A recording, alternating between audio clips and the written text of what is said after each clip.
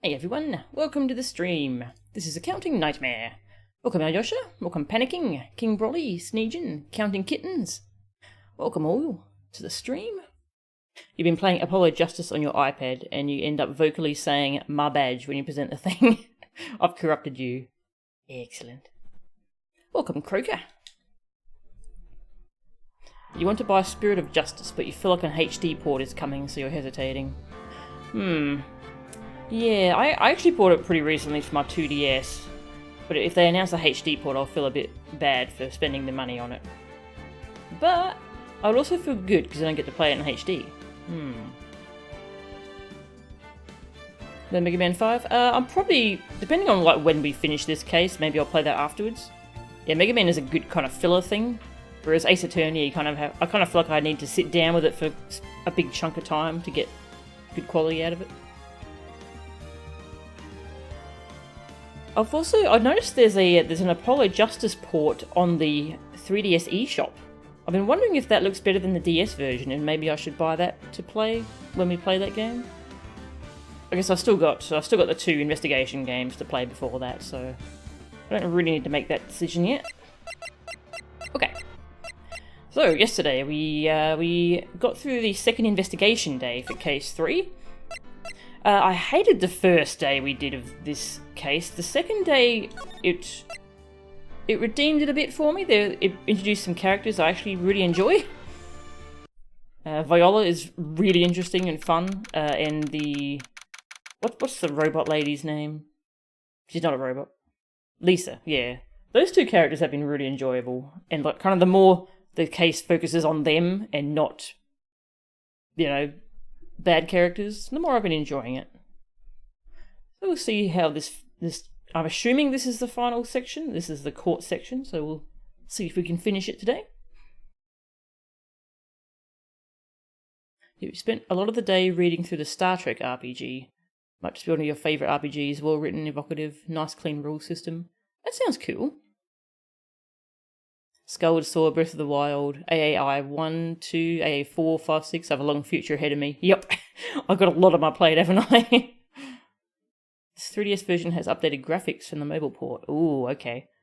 Alright, once we get to Apollo Justice, that's number 4 in the series, I think I'll go ahead and get the 3DS version, if a HD port hasn't been announced by then.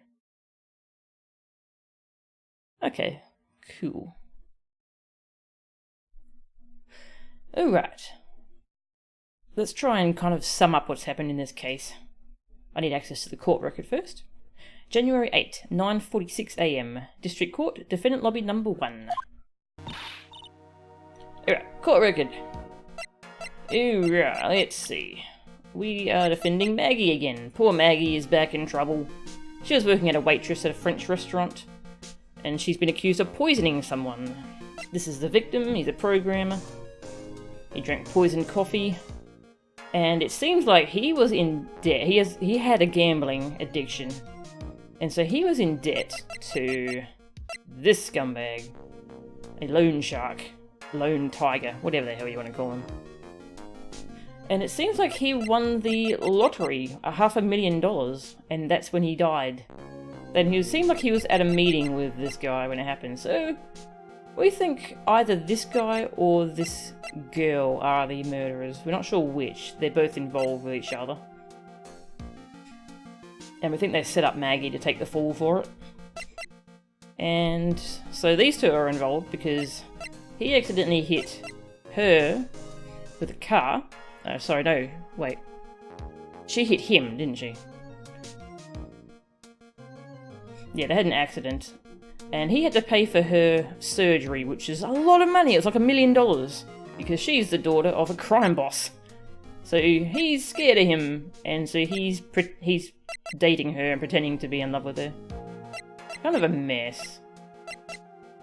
She's a fun character. I like her. And this is the boss of the victim. She works at a computer company. Very, very robotic. Pretty funny. Lisa Basil never shows up again? Aww, that sucks.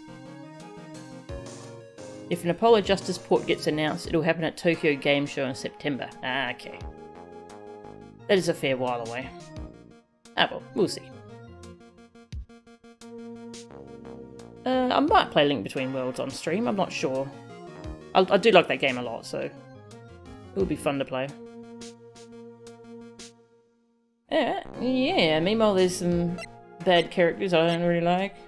This guy's not that bad, but he's still kind of that dirty old man archetype, which I really don't like. And this guy's a big horrible stereotype, so I don't like him at all. Yeah. Well, the rest of the details will come out as we go through court, I suppose. Good morning, Mr. Wright. Good morning, Maggie. So, what do you think is going to happen today, sir? Yesterday's session didn't go so well and ended on a giant mystery. That's true. And we still haven't solved a single part of it yet. Are you okay, Nick? Huh? Oh, yeah, of course. I saw that little flash of doubt in your eyes. No, that wasn't doubt. That was, determination. You're filled with determination. Why don't I believe you? It's nearly time, Maggie. You'd better get going to the defendant's seat. Roger. Don't let me down, Mr. Wright. I'm counting on you. Hey, pal. Hey, Detective Gumshoe. Quit stressing Maggie out. She doesn't need that. How did you know she was stressed? I was watching through the doorway. Oh. You look like you lost the case already. Show a bit of confidence, will you, pal? Here, maybe this'll help. Finally, I've been waiting for this to come back. So he took this on, like, the first day of investigation to test it. We found it in the kitchen of the French restaurant. And he was testing what was in the bottle. Huh? Have you taken up aromatherapy too? Not in a million years, pal. Don't tell me that you don't remember this thing. Come to think of it, that doesn't look like one of those aromatherapy bottles. Hey, American. Thanks for the host. This is the small bottle that turned up in Trabian's kitchen a couple of days ago. Wow, look at all these little bottles. Oh, they're aromatherapy oils. He's got so many, they're overflowing onto the floor. Hey, wait a minute. There's one bottle that's different from all the others. Well, what do you know? And it doesn't have a label either. And it doesn't smell. We finally got the analysis results back from the lab. So, what is it? Is it the poison? I'm afraid not, pal. It's medication. Ah, Armstrong stole his medication. That's where the ear medication's been. Oh. Medication? Yeah, for ears. Topical use only, apparently. For ears? You mean... Yeah, it's the medication Glenelg was using for his ruptured eardrum. What was Glenelg's ear medicine doing in the kitchen? Small bottle refiled into the court record. The victim's ear medicine, found covered in unidentified fingerprints in the kitchen. You can guess whose those fingerprints belong to? Hey amigo, how are ya? Yeah, we didn't get to the trial last night, we've just finished the investigation segment. So we're up to the second trial segment now. Your sunburn? Oh, jeez. I hope it's not too bad. Do you have any ointment to put on it? What about the unidentified fingerprints? Anything on that?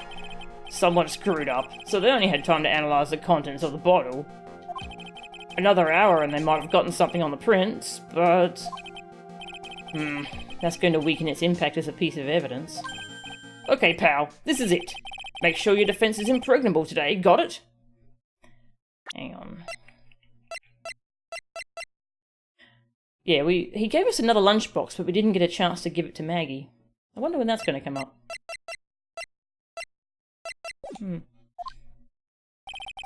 Today's trial. I'm going to expose that guy for what he's done, or my name isn't Phoenix Wright.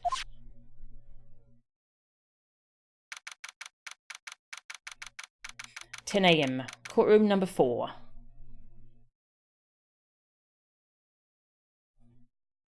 Ah, nice. You do have something to put on the sunburn? Good, good.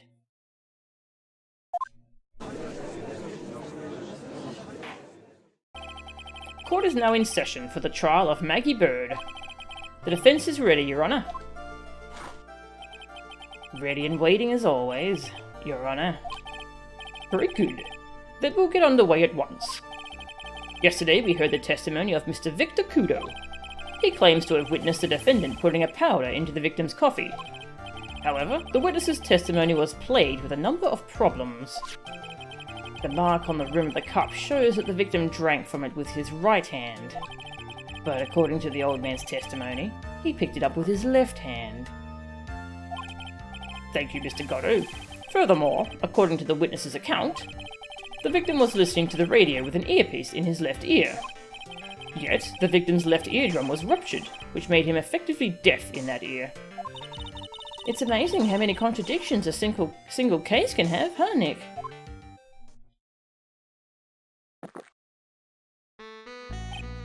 Ha! Allow me to enlighten you, Your Honor. The world, you see, keeps turning, and we must turn with it. You have lost me already, Mr. Goddo. Don't let the mysteries of yesterday mystify you today. Only losers think like that. You've got to change with the times. That's one of my rules. Are you implying that you've resolved these contradictions? You know the answers to these riddles? The old guy wasn't just throwing seed in here, he was throwing us off the scent. And today I'll prove it. Very well, let the first witness take the stand. Oh no. And you are... Oh, bonjour everyone! I am Jean Armstrong, the owner and head chef of Le Tribulations restaurant. Enchanté! Forgive me for asking, witness, but are you a woman? Oh. Ugh, I hate this case. Oh la la, monsieur. As you can see, I am le pert and perky gentleman, non? On the day of the incident, you were in Trabian's kitchen. Isn't that right? With you, monsieur. Hmm? Everything feels right.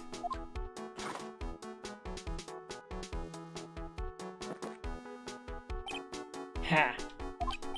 Wow, he's totally unfazed. Doesn't anything intimidate this guy? Very well. Your testimony, please, witness. Please tell the court what happened that day at Trebian. Oi, volunteers. Sorry, I have no idea how to pronounce that.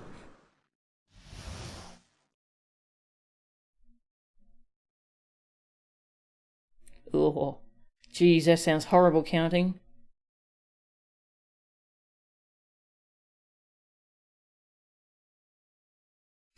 At Trebian. When it all happened, there were just 2 customers in my restaurant. I remember I was experimenting with some new art deco that day. Like having a large mirror between the tables, for example. Ah. And that's a large mirror, hey? So that explains why the old man saw everything reversed. A mirror. Oi, perhaps that is what the man was looking at. Oh. You took my thunder. La cup, la earpiece, and the glasses? He would have seen everything in reverse, non? A mirror? Oi, a grand mirror. La most enormous mirror. And suddenly, the mystery disappears. Like I said, the world keeps turning, so roll with it. That would explain the coffee cup and the earpiece conundrum. The mirror would have made everything appear back to front. What the heck? It's way too early in the morning for this to be happening to me. Now then, Mr. Wright, you may begin your cross-examination. Doesn't explain the eyepiece, though. Because he had that on the correct side. You love how the prosecution has to provide absolutely zero evidence for the mirror existing. Yeah, exactly. When it all happened, there were just 2 customers in my restaurant. And who were the 2 customers exactly? My, of course, la young man who died. And la other, not so young man. You are referring to yesterday's witness, I presume. What about the other man Maggie says she saw at the table? Something tells me Mr. Armstrong isn't planning to disclose his existence. We need some hard evidence first before we can bring him up, don't we? I guess I'll just have to try a different approach for the time being. I remember I was experimenting with some new art deco that day. You were experimenting with art deco? How come I never heard about that before today? You are not familiar with the language of interior design, monsieur? Please stay on topic. Now, why didn't you tell the court about this before? But I did, just a few moments ago. Excuse me, Mr. Armstrong. This deco you mentioned, are you referring to some sort of decorature? No, art deco. It is a style of design, Your Honor. He's talking about interior design. Walls, ceilings, carpets, that kind of thing. What's decorature? I've actually never heard that word. Ah, yes, of course. That deco. I was trying to achieve a more feminine look for my restaurant. I was planning the most bold remodeling of le decor. Like having a large mirror between the tables, for example. How big of a mirror are we talking about here? Oof, something about 4 meters wide and, about 2 meters high. Let's see, if 1 meter is about 1 yard... Holy glass in a frame, that's huge. Yeah, 4 meters high, that can't be right. That's like as tall as my room. Wow, that's huge. Yeah, I remember case 4 being pretty short. Yeah, so I can probably do case 4 in one stream, hey? And then case 5, well, just see how we go. I was intending to install it on the ceiling eventually. The ceiling? Was there a mirror on the ceiling? I don't remember. None, but I decided not to go through with it in the end. What should I do? Should I ask him more about the mirror or not? Of course. If you really had such a large mirror in the restaurant, someone would have noticed it. But there's nothing about a mirror in Mr. Kudo or Maggie Bird's testimonies. But... Objection. You didn't ask, Trite. You have only yourself to blame for such sloppy work. What? A mirror was delivered to Trebian the day before the incident. Really? As Mr. Armstrong testified, he was carrying out some design changes. And as it turned out, he didn't actually use the mirror in the end. This just doesn't add up. Even if a mirror was delivered to Trebian, it doesn't prove that it was in the restaurant on the day of the crime. Ha! If you want to doubt someone, Trite, look in the mirror. I'm sure the person looking back at you will be dubious enough. So the witness yesterday had seen the victim reflected in a mirror. Oi, perhaps that is what the old man was looking at. Normally, I'd expect people to know the difference between a reflection and a real object. Normally? How does normality come into this? That's lame, Trite, even for you. Huh? Are you trying to say that if something isn't normal, it isn't possible? Is that it? Where does that leave the porky-headed lawyer and the top-knot chick over there? And the ungodly cool guy with the mask over here? Well, Trite?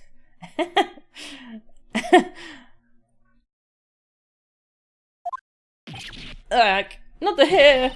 I did not have a top knot! Mr. Godot is correct. A lack of normality is no basis for discounting an argument. Bien, logic is one la day. La cup, la earpiece, and the glasses.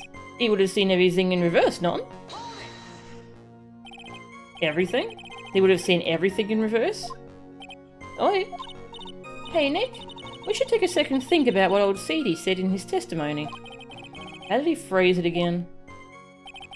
The boy was wearing the earpiece on the same side of the green lens of his specs. No question. You can lock me up if I'm wrong. It was his left ear, without a doubt.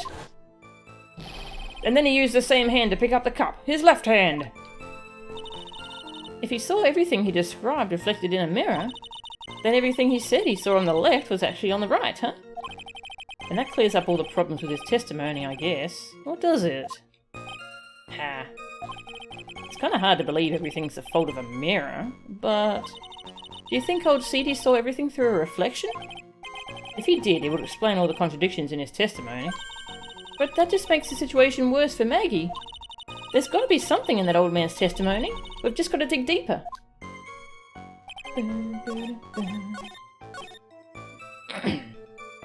Yeah, the glasses.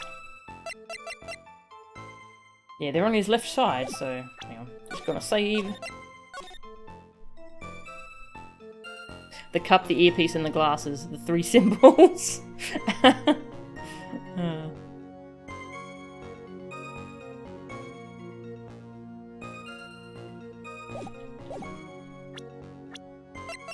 Objection! Objection! The coffee cup, the earpiece, and the HMD. Let's think back over Mr. Kudo's testimony for a second, shall we? The boy was wearing the earpiece on the same side as the green lens of his specs. No question. You can lock me up if I'm wrong. It was his left ear, without a doubt. So, to summarise, we were told both the HMD and the earpiece were on the victim's left side. Now, if Mr. Kudo saw all that as a reflection in a mirror, it means both the HMD and the earpiece were actually on the victim's right side. Exactement! You see, monsieur, now that you think about it, it is not so hard, non? Unfortunately, that's where we run into a monumental contradiction with the facts. If Mr. Kudo really did see everything in a mirror, why is it that the HMD is now on the wrong side of his head? Order! Order! Mr. Wright is correct. If the witness genuinely observed the victim reflected in a mirror, then we would expect the victim's eyepiece to have been over his right eye. What have you got to explain this? How bitter. Trite, you should have a taste of this bitterness. It'll calm you down in no time. Are we talking about your coffee, or something completely different? You don't understand the way the witness thinks. How he thinks? You remember this, I presume? The I broke the vase sorry apology Mr. Kudo's sworn testimony? Exactly. The old man has one very grievous habit, other than throwing seeds. The more of an impression something makes, the more muddled his mind makes it. And what's the most striking thing about Mr. Elg? Clearly, it's the victim's eyepiece. And that's my point. The old man strikes again. Mr. Elg's HMD made a big impression on the old man.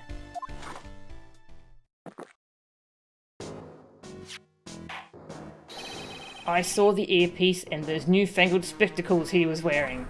Oh yes, they were both on his left ear, do you hear? His left ear. Ha. Well, Trite. That's the worst but best impression of Kudo ever. I don't get what he's trying... I don't get it. Hey, Sonatukai, how are ya? Yeah, this argument just doesn't make any logical sense at all. Like, we could just twist his testimony to say whatever we want if he's gonna say this. Wow, I really thought he was old Seedy for a minute there. God is good. Enough. I must agree that yesterday's witness was irresponsibly rash in much of his testimony. Bad luck, Nick. Looks like the boil of a contradiction you found is just a rash. A mirror can't be beaten by a handful of seeds, nor can it lie. So, what exactly was the old man looking at? Fill us in, Mr. Armstrong. Go on, tell the court. We're all ears. Oi, I can explain. Please, if you will look at the plans of the restaurant.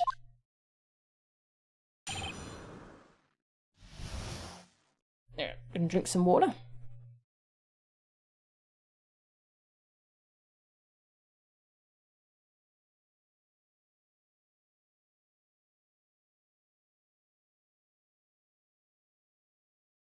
The mirror. Hello, is everyone sitting comfortably? The mirror. It was in the middle of the restaurant, dividing the two halves. There is only one seat from which you could have seen an image of the victim. That was the seat of the table next to the victims. That was where the old man was sitting. After the terrible incident occurred, I moved the mirror so it was not in the way. But naturally, I did not touch anything else. I see no problems with the explanation we have just heard. From the table next to the victims, Mr. Kudo could have seen the victim in the mirror. What a naughty little coquette I am, confusing all the men like this. I don't know what coquette means. Don't worry about it. We can keep up, except for the guy breaking out in cold sweat over there again. Oh, I hate that guy. You said you didn't touch anything else apart from the mirror. Are you quite sure about that? Volunteers, of course. Very well. Mr. Wright, no cross-examination, if you please. This doesn't really explain the old man's testimony. So are we just saying that, oh, it just means whatever we want it to mean? Yeah. The mirror. It was in the middle of the restaurant, dividing the two halves. So, run this by me again. The mirror was here, correct? Oi! Oi, really? Because I know if I were you, I wouldn't have put a mirror there. It would be in the way. Look who's talking, Trite. Huh? You're obstructing my view, among other things. But this is my seat in the courtroom. Trabian's charm is that it gives you the impression that you're the only customer. Temporarily placing a mirror in that spot would hardly be in the way. Unlike you, Trite. I tell you, monsieur, the mirror was there, in the middle of the restaurant. There is only one seat from which you could have seen an image of the victim. And where would that be? Oh la la, look how you lean toward me. I always attract the younger boys. Maybe I should keep you in suspense a little longer? Mr. Armstrong, tell the court what you know at once. I attract the older ones too, you know. Handsome. Should I tease you too?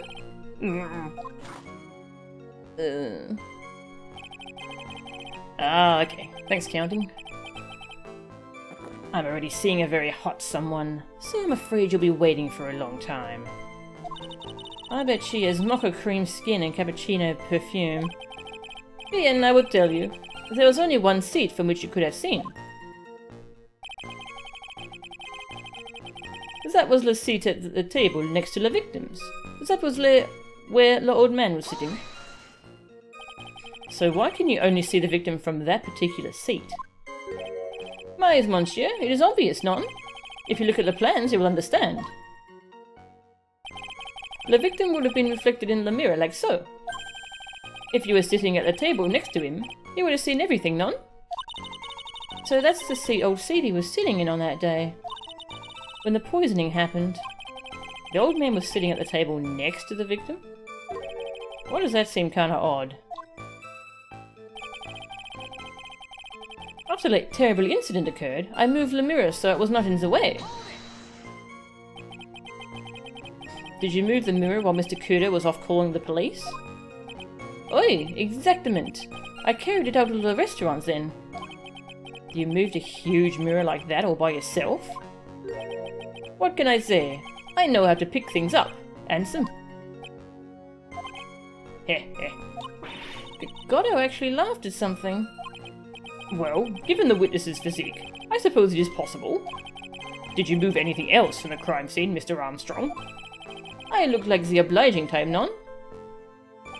But naturally, I did not touch anything else. Are you sure about that? I touched nothing except the mirror. Mr. Wright, is there something the witness has said that doesn't match the crime scene? Yeah, there is. I just can't put my finger on what exactly. Ha. Suffering from a case of heartburn, Trite. Oh, I have just the thing for that. An oil with golden myrrh and frankincense. Add a few drops to your coffee and voila. Enjoy. Focus, Phoenix. Breathe. I need to ignore those two and just find some evidence. It is pretty strange though, isn't it? I mean, nobody mentioned anything about a really large mirror.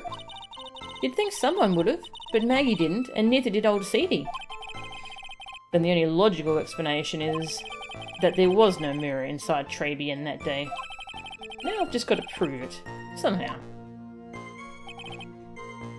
If there was a huge mirror there, that means you couldn't see the other two seats on the other side. That means there could have been anyone sitting there. This makes no sense at all! So I guess we have to prove he moved something else.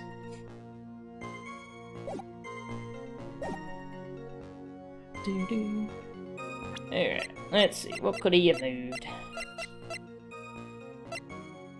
Ah, well he did take the lottery ticket. No? Okay. We know he stole a ticket, but I guess that's not it. I mean, he didn't steal the winning ticket, but he tried to. He stole the medication. I'm guessing that won't work either though.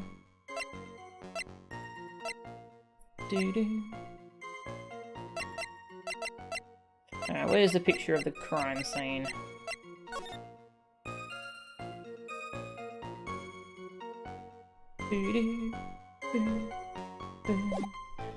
We did take the sports paper as well. No? Okay. Not that either. Oh yes, that's the ticket out of this phony testimony. Very good.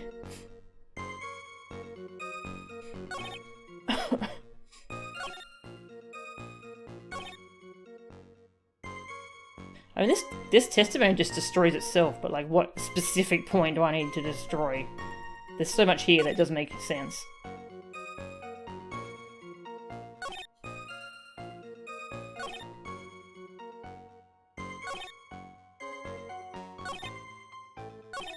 Where's the floor plans?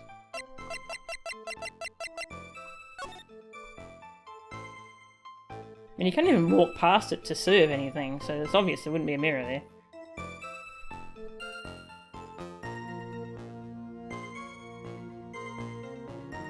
I can't see where the mirror is on there, though.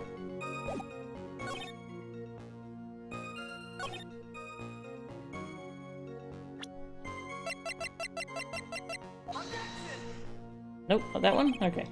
I thought there was another chair you could see it from. But it's not that either. No worries, I'll keep thinking for now.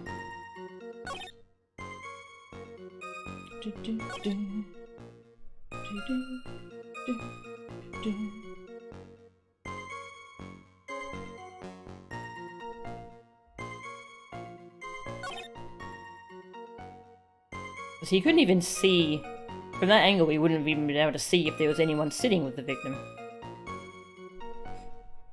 So you couldn't prove that that other guy wasn't there.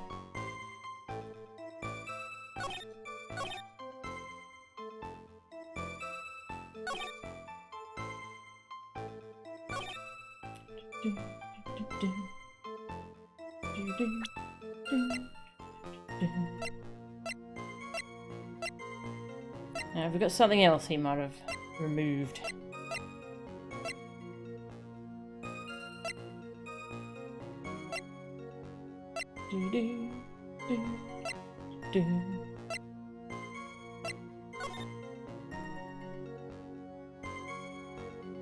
He broke his vase, but it's not broken here.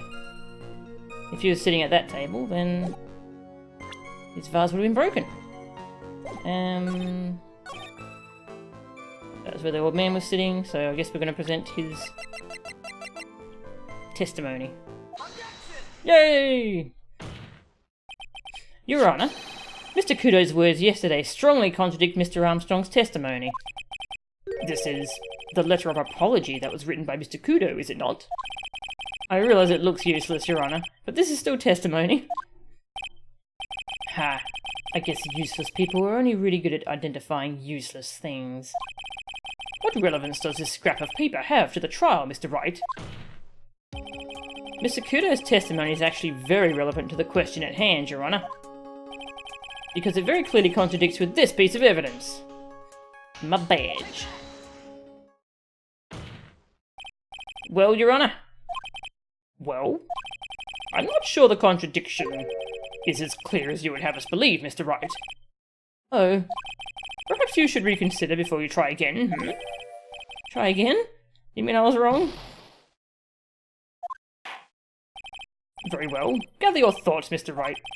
In the meantime, the witness will repeat his testimony for the court. Oi! I'll be delighted. Get that bit of health back.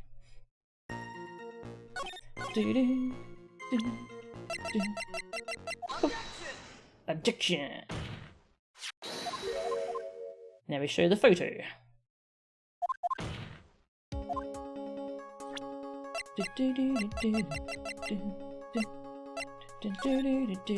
Yeah, that one.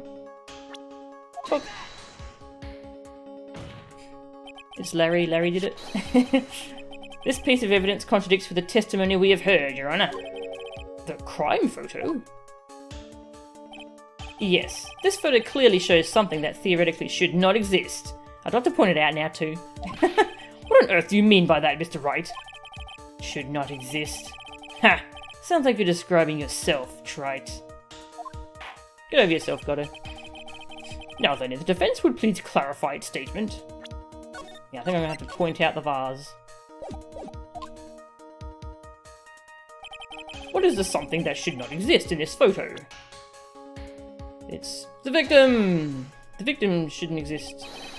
This is what should not be in the picture! I'm sorry, I'm afraid you've lost me. Ha. I suppose it's up to me to clarify the defense's claim. There's something that shouldn't exist, it's clearly. But wait, I've changed my mind, Your Honor.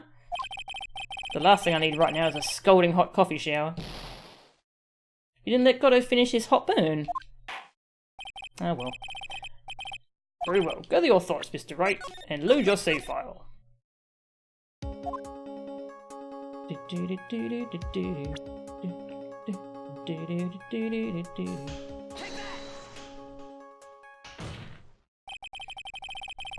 There is one thing that was clearly demonstrated by yesterday's testimony. Mr. Kudo broke the vase that was on the table where he was sitting. And yet, as the court can see, there is an unbroken vase on the table next to the victim. Why? Because Mr. Kudo was not, in fact, sitting at the table next to the victim at all. Don't be an idiot, Trite. That's impossible. That seat's the only one Kudo could have seen the victim's reflection from. Exactly. You posted some comparison photos on Discord of AA4. Oh, thanks, Panicking. Nice, that'll be useful. There is only one conclusion we can draw from this contradiction. There was no mirror in Tribulations that day. Your testimony, Mr. Armstrong, is an elaborate lie. Mon Dieu! Don't try to confuse the court, Trite. Obviously, the witness cleaned up the vase, while the police were taking their time getting to the crime scene. Unfortunately, Mr. Goddo, that doesn't quite work for me. Mr. Armstrong already testified to the contrary. In his own words, I did not touch anything else except the mirror.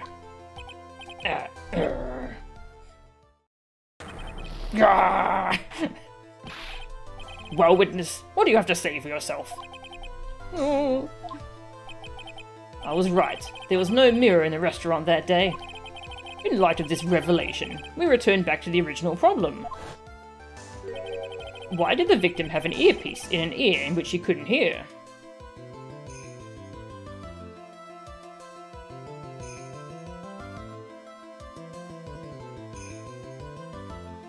Was he faking that he won the lottery?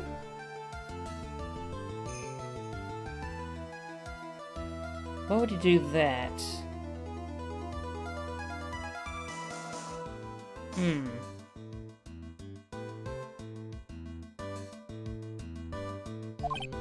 Ha! You only get one shot in life. There's no turning back. If you want to claim that the mirror wasn't there, trite, then this problem is all yours. How do you explain what the old man saw? If I can answer this, then I'll be that much closer to the truth. I can feel it. Are you going to be okay? Can you really solve this contradiction, Nick? There's more than just this one contradiction, Maya. What do you mean?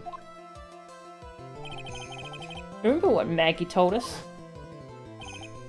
There was another man at the victim's table, and there was a sample CD on the victim's table. It all flies in the face of Mr. Kudo's testimony. It was someone pretending to be him. I wonder who it would have been. And I think I know the reason why nothing in this case is adding up. Well, Mr. Wright, let's hear your answer. Yes, Your Honor. The reason behind all the contradictions in Mr. Kudo's testimony is simple. Yeah, so I think the victim was a phony.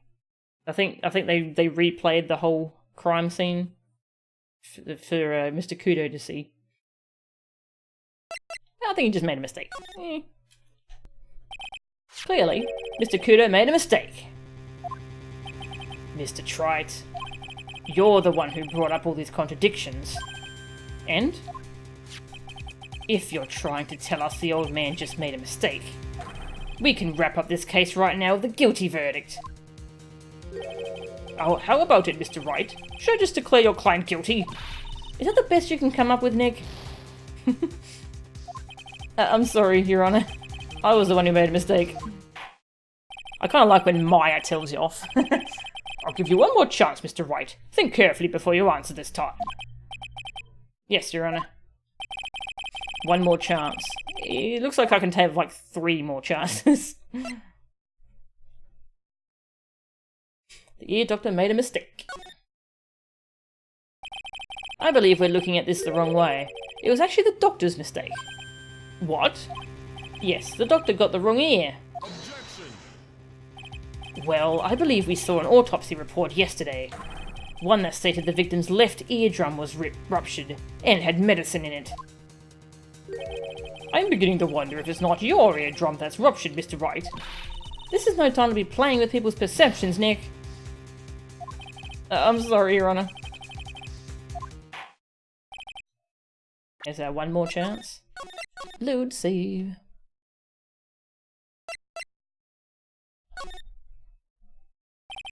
This case is riddled with contradictions. Yet there is one very simple answer that clears them all up. And what is that? The incident Mr. Kudo witnessed and the incident the victim experienced were 2 completely different events. What? Yes, the victim that Mr. Kudo saw wasn't Mr. Glenn Elg at all.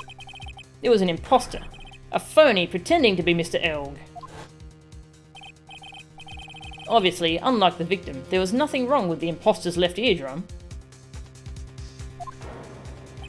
That's how he ended up wearing the earpiece in his left ear by mistake.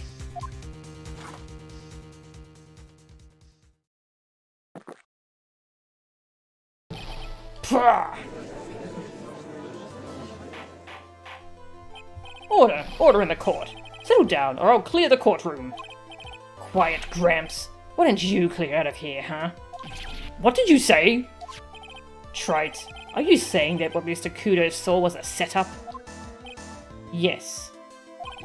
Someone pretended to be Glenn Elg and acted out the whole coffee poisoning. All for the express purpose of creating a witness out of one Mr. Victor Kudo. Get real, Trite. Why would anyone want to do that? Isn't it obvious? The thing Mr. Kudo was most insistent about in his testimony was... The serving girl brought him a Javicino, but she put something in it. That's the serving girl right there in the defendant's chair. I remember her well.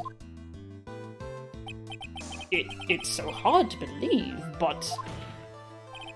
There was one and only one reason to show Mr. Kudo this fake poisoning. To show Maggie Bird in the act of poisoning the coffee. Are you insinuating that the waitress in the old man's story was a fake as well? It's true that there were no other customers in the restaurant at the time, but... It's also true that the chef was there. He would have noticed what was happening. That's right. Well, witness, if your restaurant really was the scene of such theatrics, you would have known about it, correct? Oh la la, this is most difficult for me. No, it's quite simple. All you have to do is testify. You are under oath, after all. Was there, in fact, a phony at Très Bien that day? The defense demands that Mr. Armstrong tell the whole truth about what happened. The defense's request for additional testimony is accepted. You will accurately explain, in detail, the events in the restaurant that day. Oh, oi. It was a ditto. Yeah, I've heard a ruptured eardrum. It's really painful. Oh.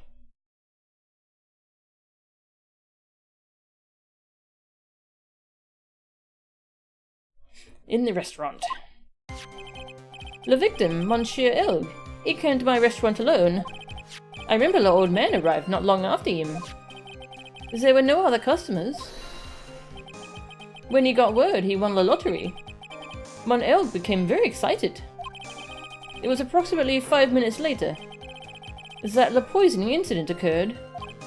Non, there was no time for a phony to do the acting. Just so we're clear, there was no mirror in the restaurant after all. Je voice demand pardon, forgive me, Your Honor. I lied because I wanted this mess to be cleared up quickly. What you have just done is commit perjury, Mr. Armstrong. Who cares? No one gets charged with that. I will decide how to punish you later. Oi. For now, we will hear your cross-examination. Mr. Wright, if you please. He took that perjury charge a bit too well. But I'm guessing he'll be in more serious trouble after this cross-examination. Here. Gonna have some more water. You'll be stripped of your cooking license. Yeah, it probably should be.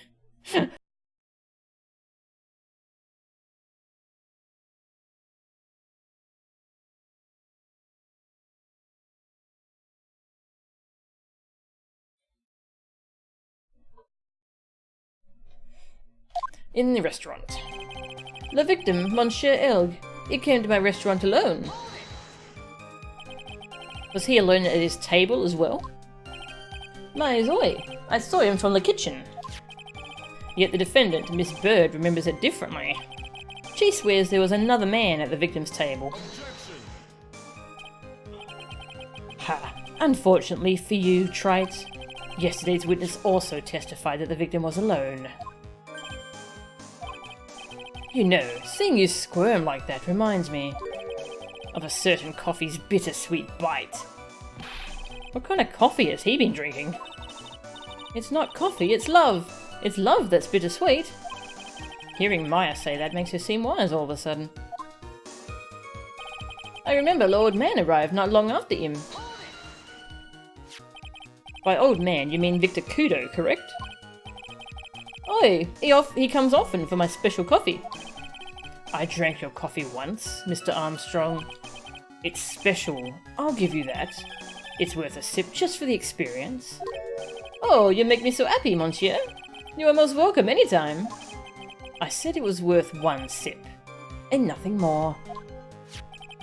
So old Mr. Kudo arrived at the restaurant around the same time as the victim. Maybe I should ask about his arrival in more detail. I'll come back to that one. All I need to do is establish that this phony victim really existed. Asking more about the old man is only going to cloud the issue. I think that's enough about coffee. Please continue with your testimony, Mr. Armstrong. You are welcome anytime too, Monsieur Wright. I'll brew something special for you. There were no other customers. So your only customers were Mr. Kudo and the victim? How many times do you need to ask the same thing, Trite? You'd never catch me drinking the same blend twice. Really? Huh? You're trying to establish the presence of a phony victim in the restaurant. But you're wasting your time. You can't grind birdseed to make coffee, if you catch my drift. But there's a hole in this testimony somewhere, I'm sure of it. When he got word he won the lottery, Mon Elg became very excited. Did you see him? None, I was in the kitchen, but I heard him. I remember him shouting, "Yes, $500,000! Presumably the defendant heard that too then, correct? Maggie? She looked like a poor little frightened dove. And what about Mr. Kudo?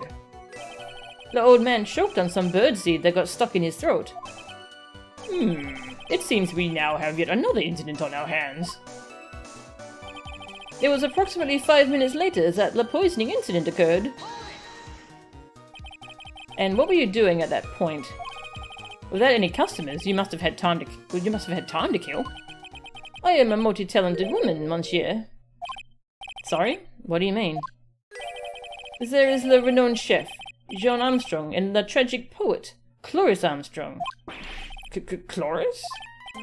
Oi, I was writing a poem. An angry tale of a chef in $500,000 of debt.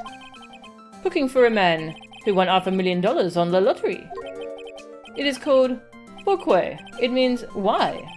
Perhaps I could recite it for the court? Please don't. Please don't. Thank you, Phoenix. None, there was no time for the phony to do the acting. You mean you contacted the police as soon as the incident occurred? I asked the old man to call from the payphone. Why your own argument, trite? The purpose of this phony victim's performance was so the old man would see it. In other words, once the incident occurred, this opportunity would completely disappear. Indeed. Bien, it seems the shadow of doubt has been lifted, n'est-ce pas? I guess Mr. Armstrong is connected to this case, huh? Absolutely. Someone was impersonating Mr. Elg, and I refuse to believe he was oblivious. He was there the whole time, after all. But if you're right, wouldn't Maggie have noticed too? She fell unconscious when the incident occurred, remember? Ah, you mean that's when the phony staged his act? We'll know for sure once I find a hole in his testimony. Bumping. They have a Godot perfume? Wow. That sounds pretty great. Alright, this one. We'll try the other options.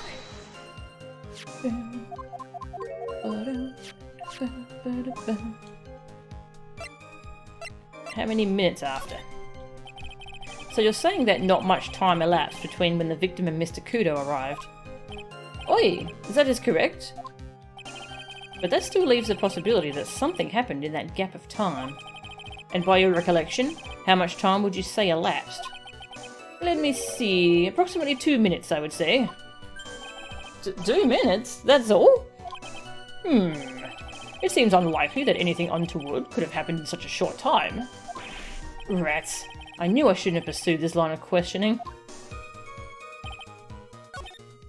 Yeah, try the other one. Hey, Furio, how are ya? Welcome. What time was it? Out of curiosity, about what time was it when Mr. Kudo arrived?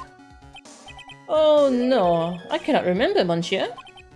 I believe we were told by a witness yesterday. The crime was reported at 2:25 PM by a kind of scary old man, sir. Does that perhaps jog your memory, witness? The incident happened about 20 minutes after you arrived. So the victim must have arrived between 2 PM and 2:10 PM, none? Alright, what's the autopsy report say? That does fit. The autopsy report's kind of vague. There's a whole hour gap in here.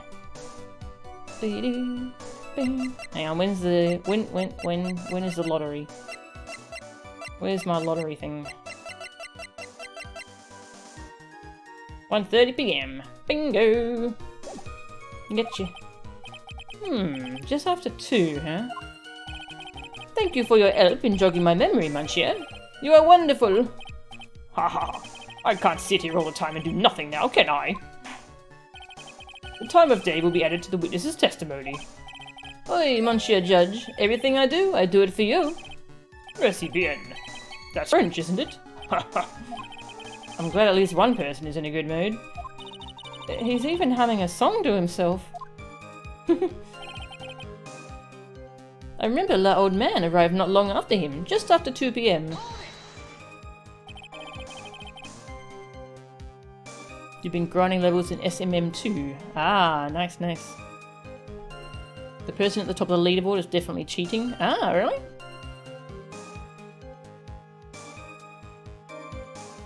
Are you absolutely sure about the time? When I think really hard, I am sure it was just after 2. Oi. It is the time I stopped serving the lunch menu.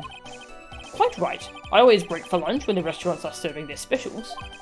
I've been known to wind up the case early just to make it in time.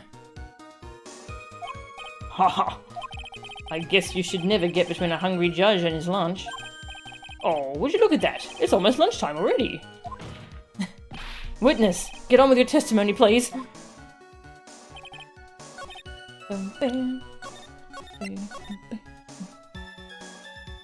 He's like 1,300 levels above second place and is constantly gaining levels. Oh, wow. Yep, that's some cheating. Bloody leaderboards. That's why I hate them. There's always a cheater. Always. Where's the flyer? There it is. Oh.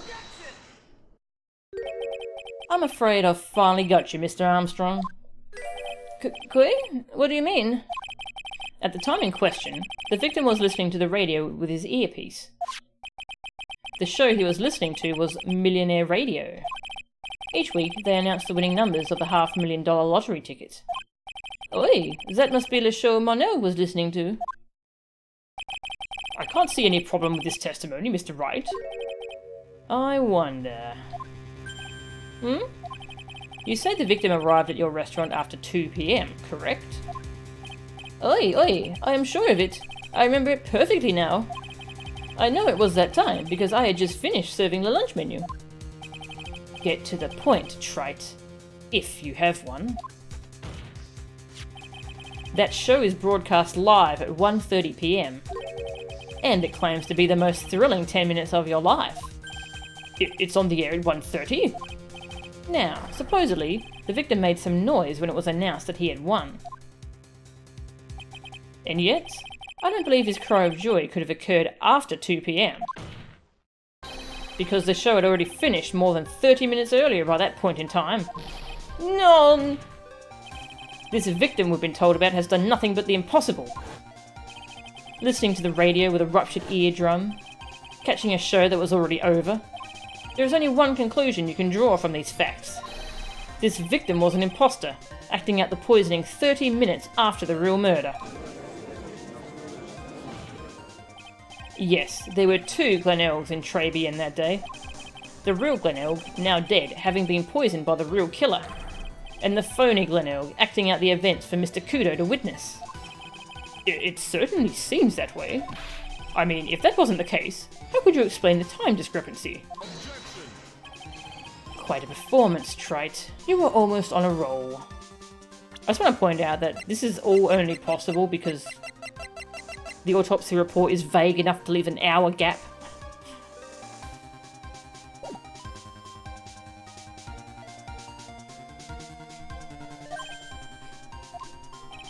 But sadly, you lack the rock-hard foundation of rhythm to build your song. What is this? Music Theory 101? Let's recap. According to your imaginative theory, it's now just after 2 PM. The phony Elg is performing a play for the benefit of Mr. Kudo. How do you explain, then, where the real Glenelg is? Just like in the kitchen or whatever. I don't believe I have to spell this out for the court.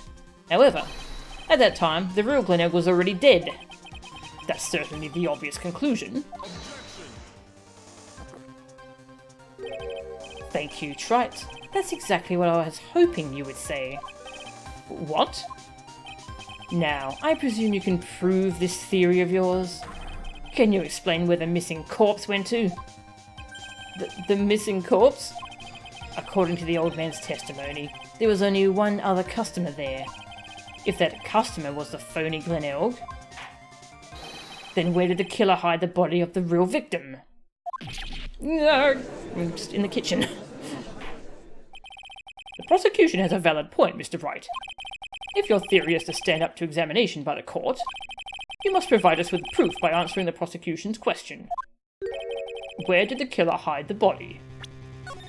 In my save file. I'm not an accomplice. I didn't help. I didn't help anyone. Yes, Your Honor. No conjecture, Trite. Let's hear some facts for once. Show the court a piece of evidence that proves where the body was hidden. Evidence? Oh yeah, that thing. To be fair, nailing the time of death is hard, and our estimate is pretty reasonable. Ah, okay. Okay, I'll concede that point.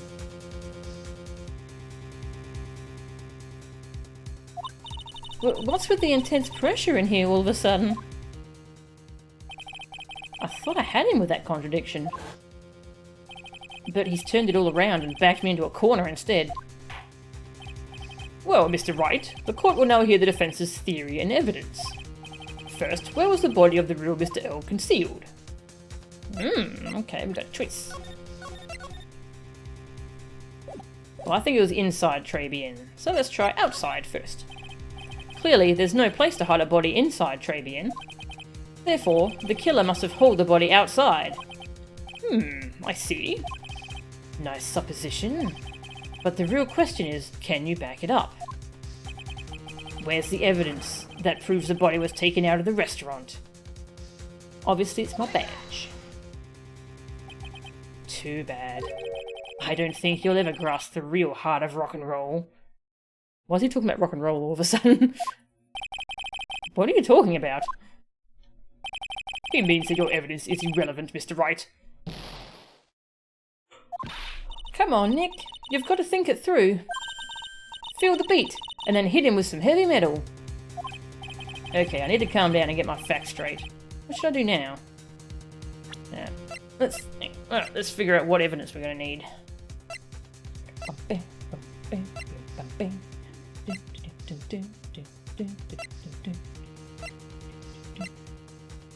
I mean, we can show the floor plans, I guess. Yeah. Show the floor plans, because the body was in the kitchen. Just see if there's anything else.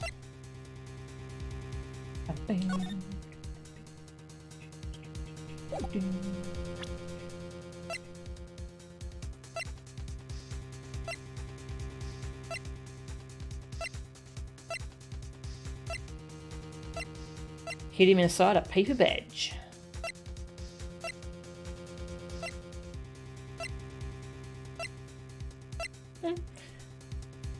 I think we just show the floor plans. Start over. I think I need to clear my head. Ha! I'd say it's already empty, Trite. I'm inclined to agree. You're también. I don't know how to pronounce that, sorry. What's with the Spanish all of a sudden? Load, get my health back. Hit Godo with some subhuman.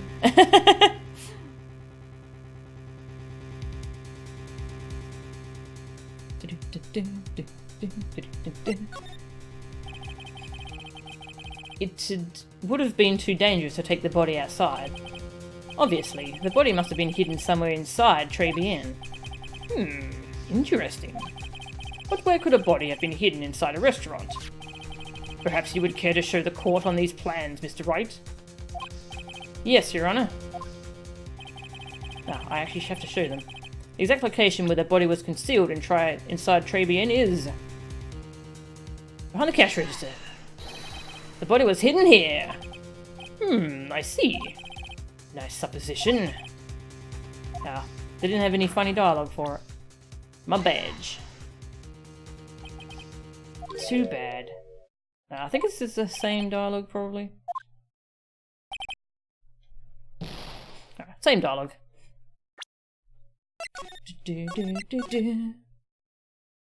Oh, please be careful with hints counting.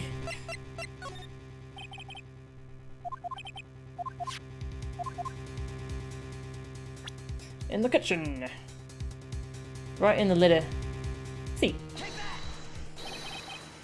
The body was hidden here. I see. Nice supposition.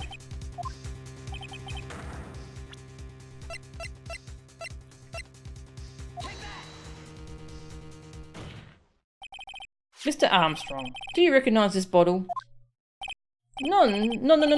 I have never seen that ugly bottle before in my life. I only use the very best bottles, monsieur. The highest quality only for me. Where was that bottle found, Mr. Wright? Interestingly enough, Your Honor, it was found in the kitchen of Tribulations. Koi? Hey, the Grey Man, welcome. Yeah, they found his ear medication in the kitchen.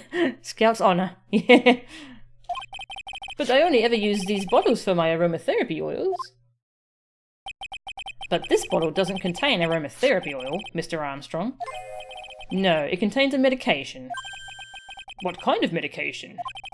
I'm sure everyone remembers, don't they?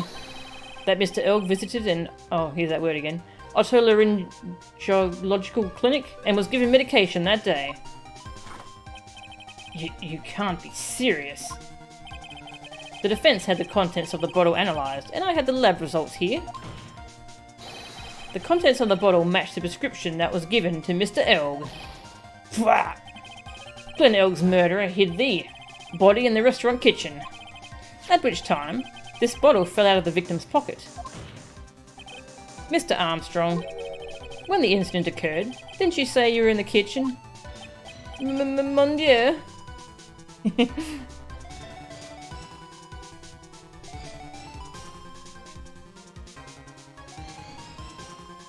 Oh, that's the character Camilla voices. Ah, okay.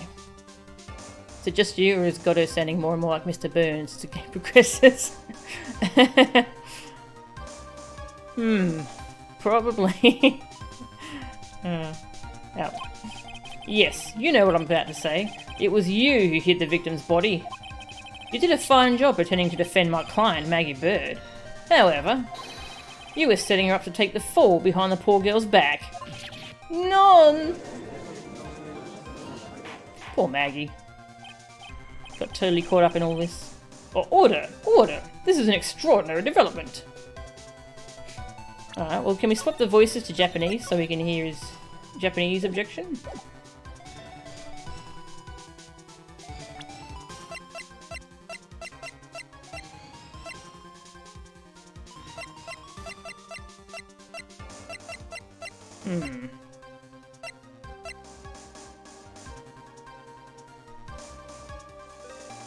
Yeah, no, it doesn't voice him in the English version. Where do we change? I think it's in the title screen that you can change language options. I think that'll change all of the text. I think that's gonna change everything. Yeah. Sorry.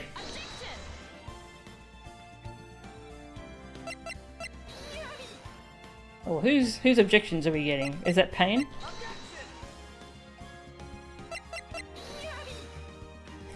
I'm guessing that's Pain. We're getting the same one over and over. Ah well.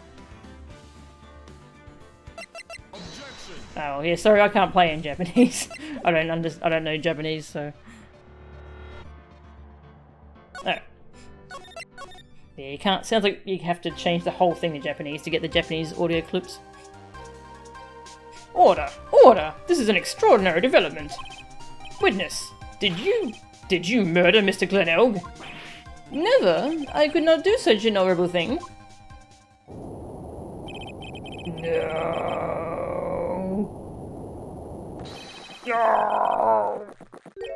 But Mr. Goddo?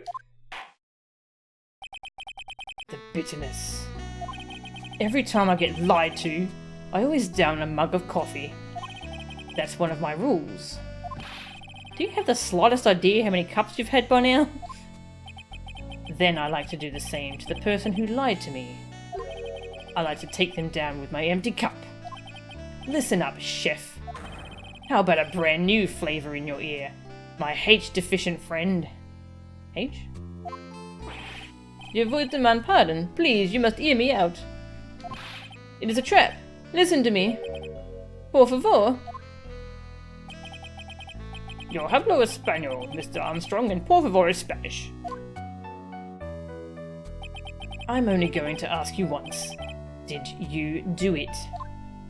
None! None! Absolutely none. Let's hear it. You've got one shot. Right, Gramps? Witness, the court will permit you the chance to make one final statement. If you lie under oath again, Mr. Goddard's coffee mug awaits you. As does my gavel. Oh, oi, it is clear. What do they always say in the movies? I've got a bad feeling about this. Very well. Begin your final testimony, Mr. Armstrong.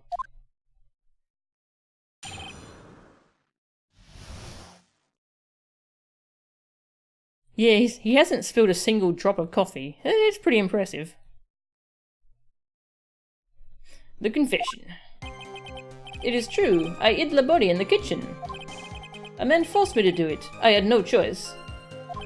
I had to go along with him because there was a reason why I could not refuse. But I did not kill him. I swear it. You must believe me. You were forced? By who? I cannot say, or I will be erased. Let's try a different question then.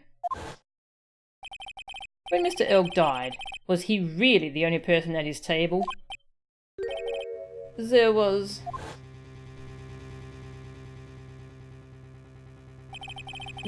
another man. I knew it. Maggie was telling the truth. You may cross-examine the witness now, Mr. Wright. There's just one more thing I need to do. I gotta break this guy and get him to tell us the name of the real killer. The confession. Drink some water. There's my little... There it is.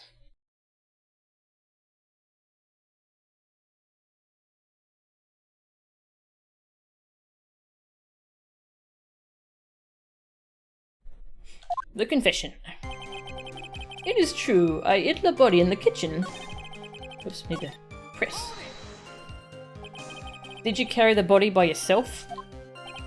Oi, I carried him. And I carried Maggie too. Maggie too? When she saw the victim collapse, she fainted. I could not leave her there. But why did you hide the bodies? A man forced me to do it. I had no choice. What were they going to do if she didn't faint from seeing the victim die?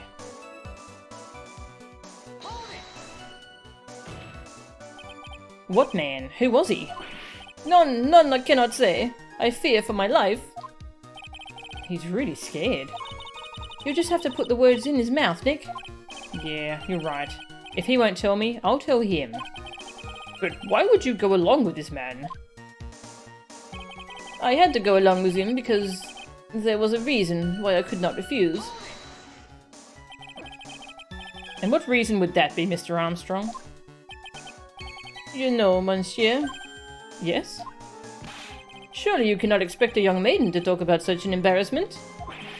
A maiden? You're a bit old to get away with that. And a bit too male. I can't finish the cross-examination without establishing his reason. So I'll just have to prove it, with evidence. But I did not kill him, I swear it. You must believe me. So, you are claiming that all you did was hide the bodies? Is that correct? Oi, that's right. If we are to believe you, Mr. Armstrong, you must tell the court everything. You must make clear the identity of the man who ordered you to do this. He's already confessed this much. He might as well stop dancing around the real issue. Yeah, but he really doesn't want to tell us who the killer is. Then sock it to him, Nick. Yeah, that's not a bad idea. We gotta break Armstrong. Yep. I was gonna make a revengeance joke, but eh. Yeah, so I think we're gonna show his debt now.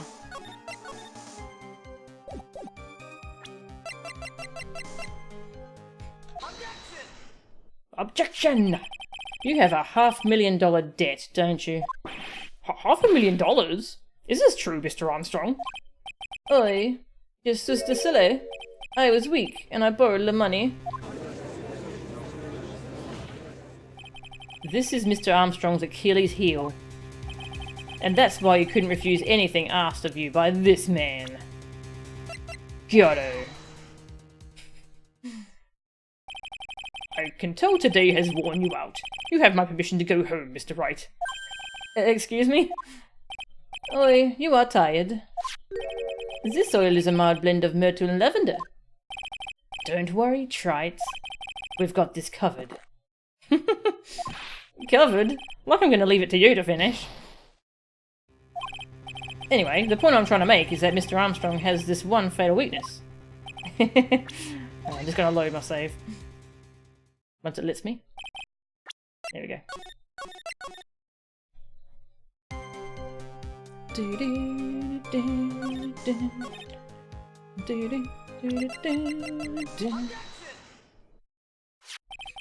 Go on, you want to hear my revengeance joke? I was just going to be about like parrying him in time and doing that section where you have to cut the rocks. Then decided it wasn't a very good joke, so I didn't say it. That one.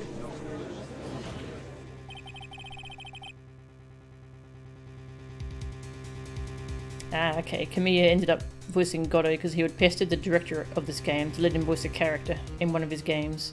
Okay. Interesting.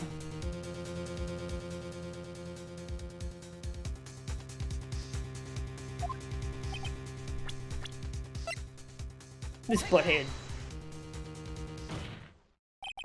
A $500,000 loan from a black market loan shark. And you had no way of paying it back, did you? That's why you were forced to do anything this man told you. Oi, it is as you say. Mr. Armstrong, Le Tiger, he told me he was going to use my restaurant for a business rendezvous. On the day in question, he was meeting the victim to demand that he repay his loan. I don't know why it happened like that. I just did what he told me to do. I had no choice. I carried the body and the inconscient Maggie out of the dining area and into the kitchen. After that, I just tried to forget what I had seen. I think we can now safely say that the man who forced your hand was Mr. Furio Tigre.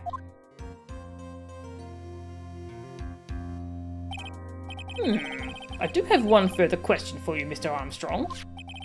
The poison in the lottery ticket that were found in the defendant's apron pocket. Was that your doing as well? None, I knew nothing about that.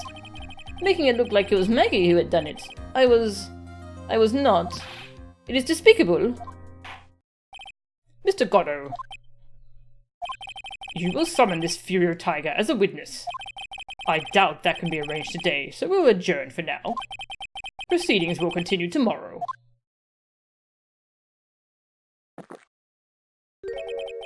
"30 minutes. What? The trial will go on. I'll see to it myself. I need half an hour to get that guy on the stand. Not a minute more." How the...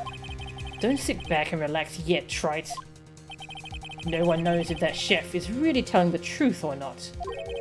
This trial could still go either way. Very well. Your request is granted, Mr. Goddo. We will resume once Mr. Tigre is ready to take the stand. Until then, court is adjourned for a 30-minute recess. Nanomachines, monsieur. That's good. Nanomachines, monsieur. Save your progress. Okay. I assume this is going to be the last part of the trial. I could use a break. My throat's getting a bit sore. Oh, it's not dinner time yet, though. Poor cat. Alright, I'm going to take a quick 5-minute break. Rest my voice. And then we'll come back and maybe finish this trial. Yeah, where's some music? Play. 30 minutes, not a minute more. Alright, I shall be back.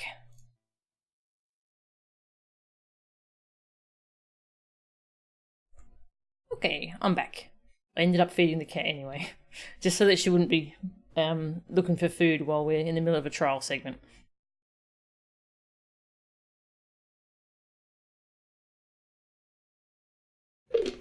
Okay, got some more water, and we're ready to go.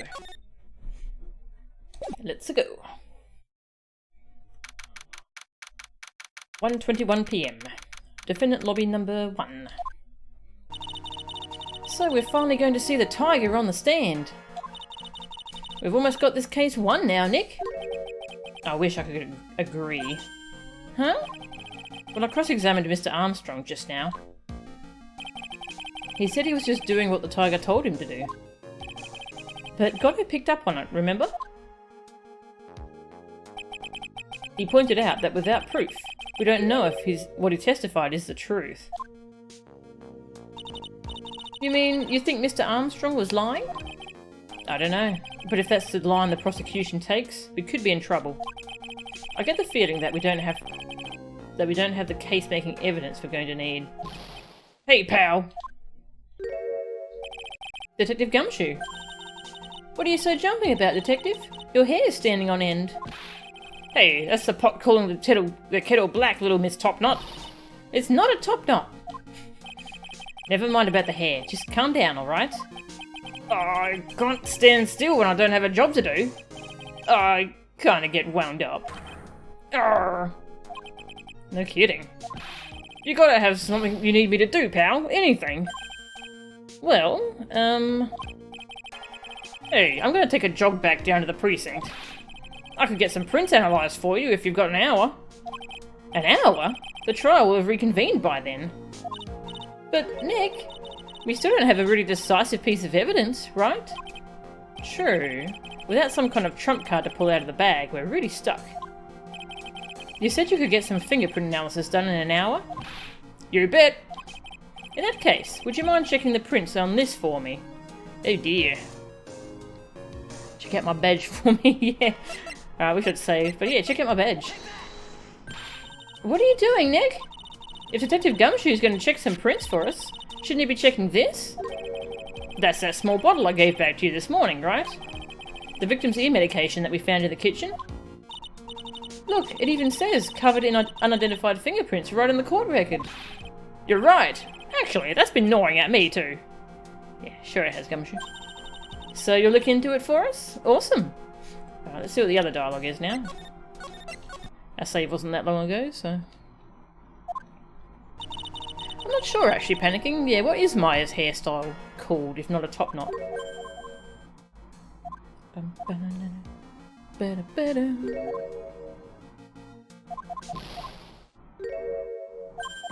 Hey, Gumshoe.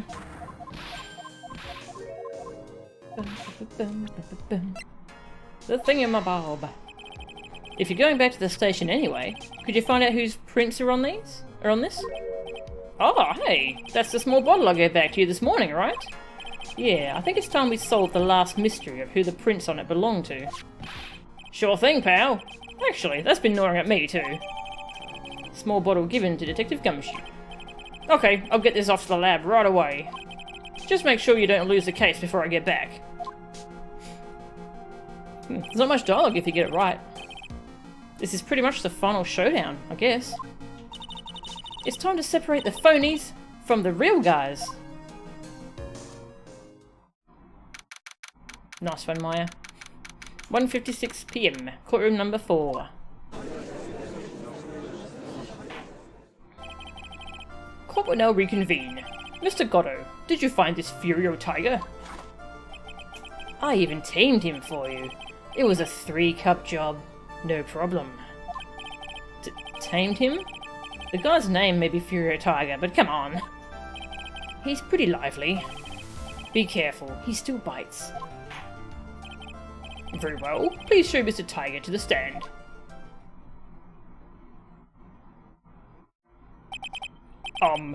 Witness? Please state your name and occupation for the... Ah! Don't hide under the table, Maya. Unless there is room for me down there too. Would you mind? What'd you say to me? Nothing. I didn't say nothing. Honest. Who could have guessed that fear would induce a bad Brooklyn accent in the judge? I got business to take care of, you hear me? So who the hell called me into this hole? Was it you, Spiky? No. Of course not. It was the judge. Your Honor? Oh dear, I seem to have dropped my pen. Where on earth is it? Don't mind me, just carry on with the proceedings as normal. I keep wanting to have a thumbnail of Goddo because I haven't had one yet. He just doesn't say anything as funny as the other characters though. I kind of want this. That's it. We're doomed. Maybe yous didn't hear me. I said, who the hell was it that called me in here? There's no need to shout. We can all hear you. What'd you say? There's no point struggling. You're caught in a snare. The relentless snare of the law. And I'm the one that holds you in. Grr. Too cool. Don't let him get the better of you, Nick. Let's start with the basics. You know about the incident in question, correct? Incident? I don't know nothing about no stinking incident, mask boy. You mean you didn't attend the previous trial of Maggie Bird? Maggie who? I've got more important things to do than watch courtroom dramas.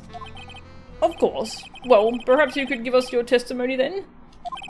Please tell us about what you did on the day of the murder. Phoenix Wright. You's the one who set this up, didn't you? You's gonna regret the day you ruffled the tiger's fur. You hear what I'm saying? Oh, maybe I should have brought a diaper with me today. Get a grip, Nick! The tiger's alibi. I don't know nothing about no murder. I was tied up with business in December last year. Spent all of my time in my office. I got whalers lined up to borrow cash from Tender Lender every single day. Yous want to check my alibi? Just ask Violetta. Ah, at last I found my pen. Very well then, Mr. Wright. Your cross-examination. What is it? Please, witness, if you could refrain from shouting out like that. I know the kind of games that guy in the blue plays. That lowlife ain't no lawyer. He just punches away at stupid details till he wins. Lowlife? Me? Listen up, smarty. Every time you ask me something that doesn't relate to this case, I'm gonna bill you $50,000, and you's gonna borrow the cash from me. That's one loan contract I refuse to sign. And don't think it ain't gonna hurt when you tangle with the tiger.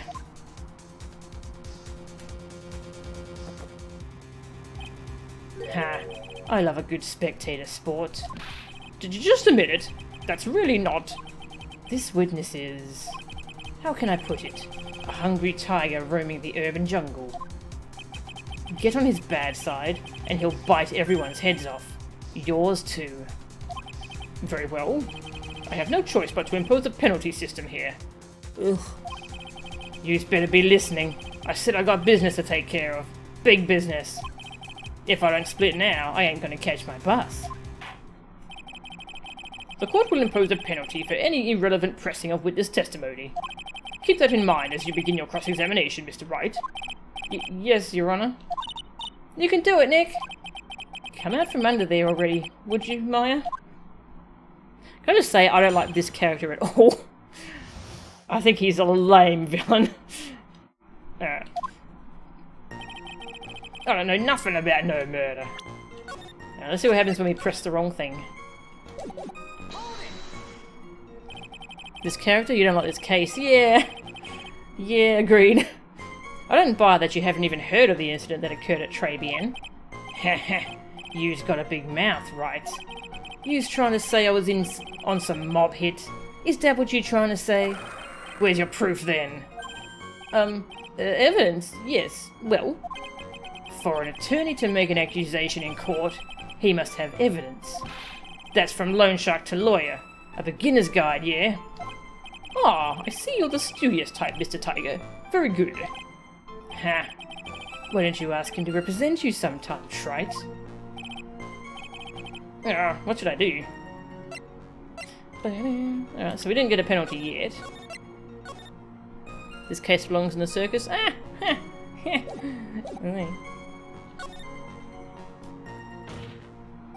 Mr. Tiger, what do you want? If you wouldn't mind going into a bit more detail.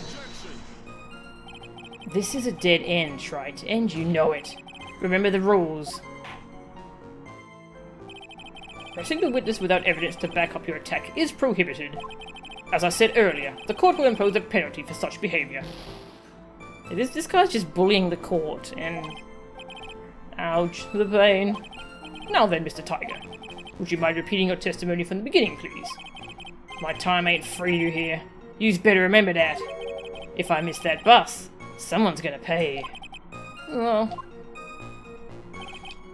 Yeah, load. Leave it. It's too dangerous to press things without knowing where they might end up. I'd better just focus on gathering information at the moment. Now then, Mr. Tiger, would you mind repeating your testimony from the beginning? Oh, wow. From the beginning? Okay. Tied up with business. In December. Are you sure about that? We're talking about 1 month ago, you know. You see these teeth? That's how sharp my secretary is. Sharp?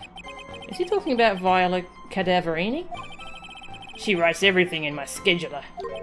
December, mainly in the office. That's what it says, so that's where I was. That seems like a rather, sketchy schedule. Yarr. There he goes again. What the Tiger did all December isn't the issue. What's important is what he was doing on the day of the murder. So now what? Leave it. Alright, this is the same dialogue. I got whales lined up to borrow cash from tender lender every single day. So I take it you get a lot of customers at your black market loan office? It's tough for the little guys these days. Small businesses are feeling the pinch. Bosses of companies like that want to get in good with me. I'm their best friend. I see. That's very admirable of you, witness. Yeah, well, tender lender's motto is win through compromise, you know. Win through compromise? What is that supposed to mean? Compromise the customer to win. That's what it means. You's got it. With best friends like you, who needs enemies? Here, let me spell it out for you all. You don't pay me back within 3 days, Spiky. I take what's due. And your stupid hair. Yous follow what I'm saying? But I'm not one of your customers.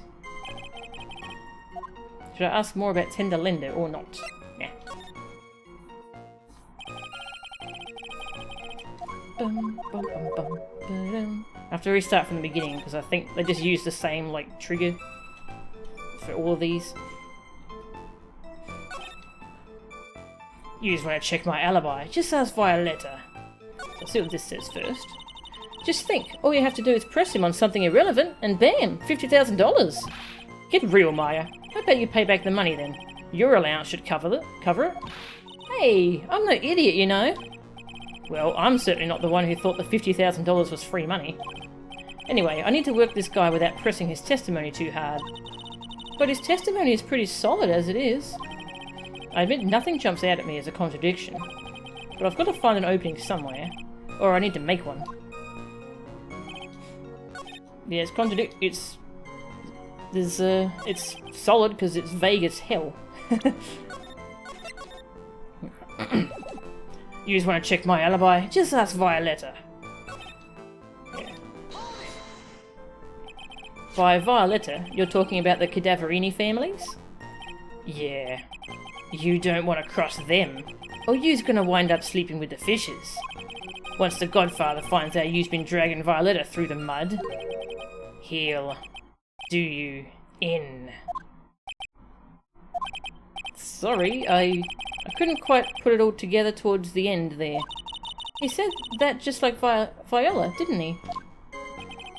I get the feeling this might not be the right time to probe him about her. Yeah, screw it. Mr. Tiger, what you want? Is this going to be the same dialogue?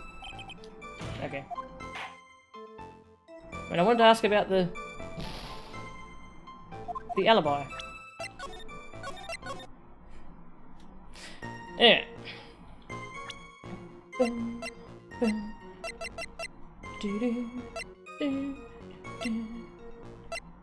We need to connect him to the murder.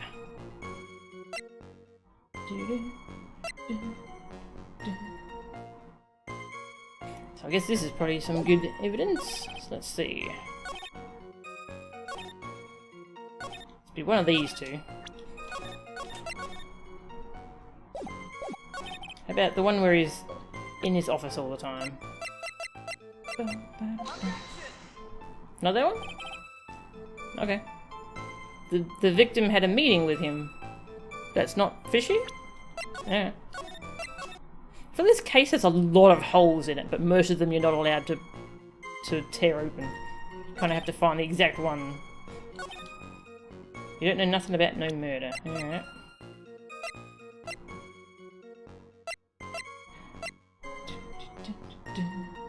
I don't know if we can connect him to that yet.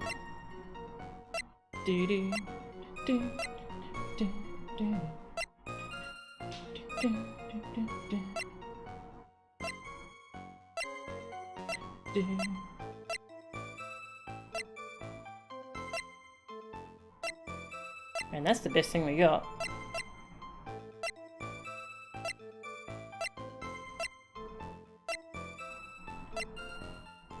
And that's proof that he goes to that restaurant. I don't think we need that yet. Or maybe... No, that doesn't really prove anything. He went to the restaurant at some point. It doesn't prove this is from December.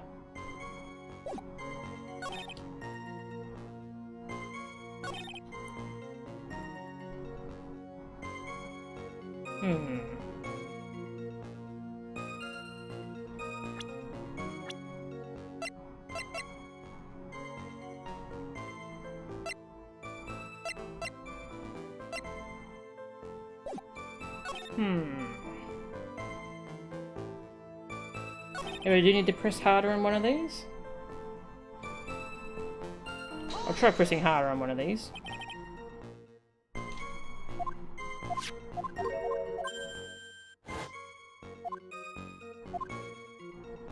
Press harder. Nope, not that one. I'll think about it a bit more.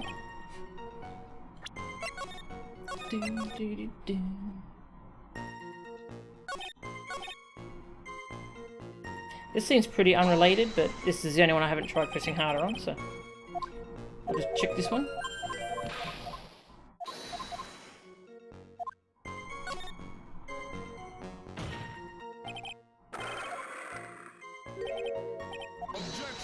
Alright, not that one either.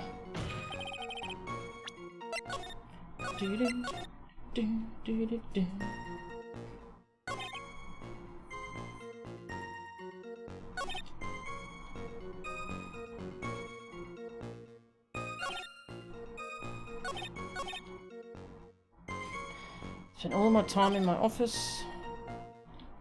Don't know nothing about no murder.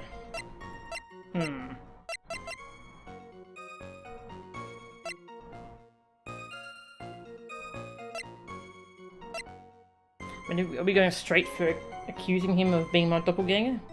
Is that what we're going for?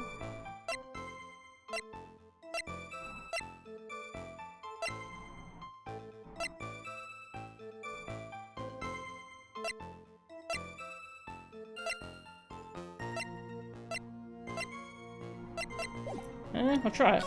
It's an idea.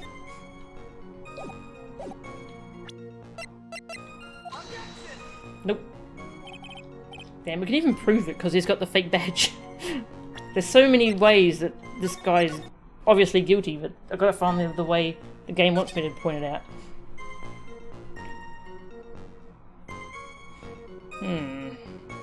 Let's see. Whales line up to borrow cash.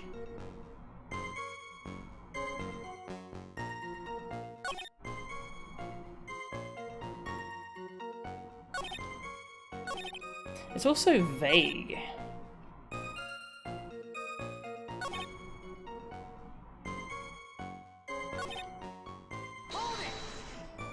What did you say to this one?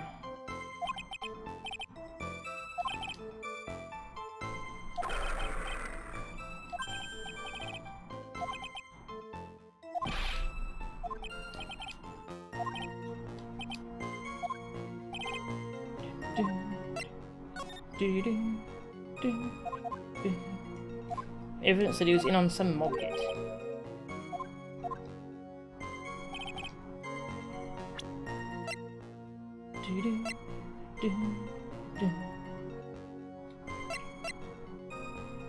This proves his connection to the Cadaverinis. Well, he already has the connection to the Cadaverinis, so I don't think that really does anything more for us.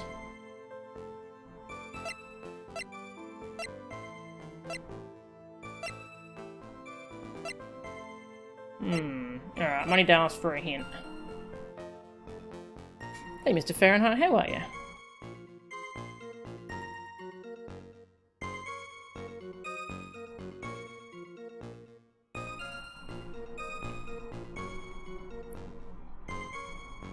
I proof he wasn't in his office all of December.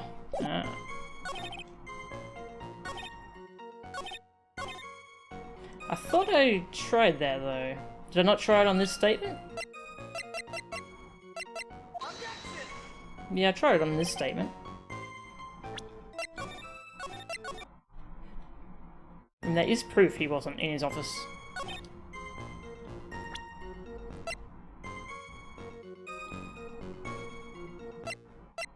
I guess he could say that the meeting was in his office, so... But it's a meeting with the victim, like it's... I think he did... I think I did press that one harder. Yeah, I pressed them all harder. Unless I have to press them after other things, maybe. I have to repress things. If anything to show he was out of his office in December.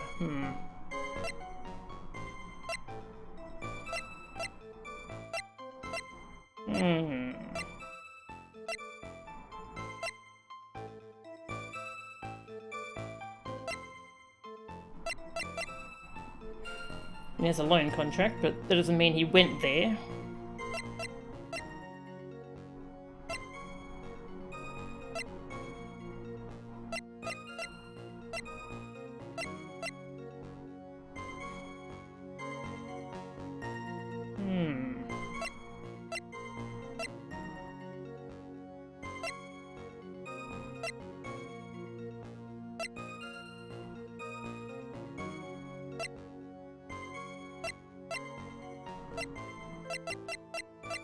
Am I going for the matches?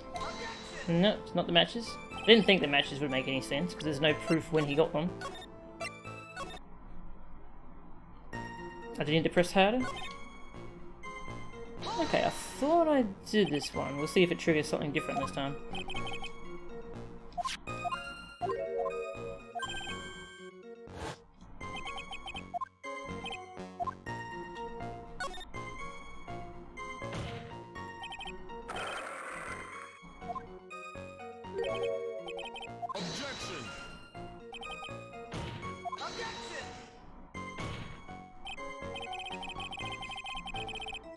Okay, I had to press the other. I had to press like the fourth one first, I think, and then we press this one. All right, No, it's essential that we establish the witness's alibi accurately. I agree. The victim was killed on December 3rd. Were you in the office that day too? Maybe yous ain't listening. Of course I was. I never set foot outside. I had meetings all day with a bunch of cats wanting to do business with me. I ain't never seen that young kid before. I do believe the witness's last statement was important. Mr. Gatto, if you could please. Thanks. Yeah, I had to press something and then repress something else. Thank you.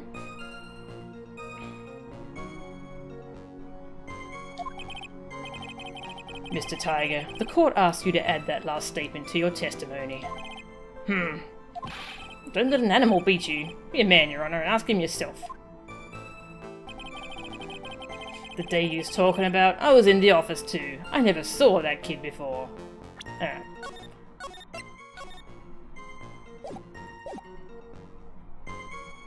I kind of don't want to mess around with Japanese menus in case I like save over something or delete a save or something.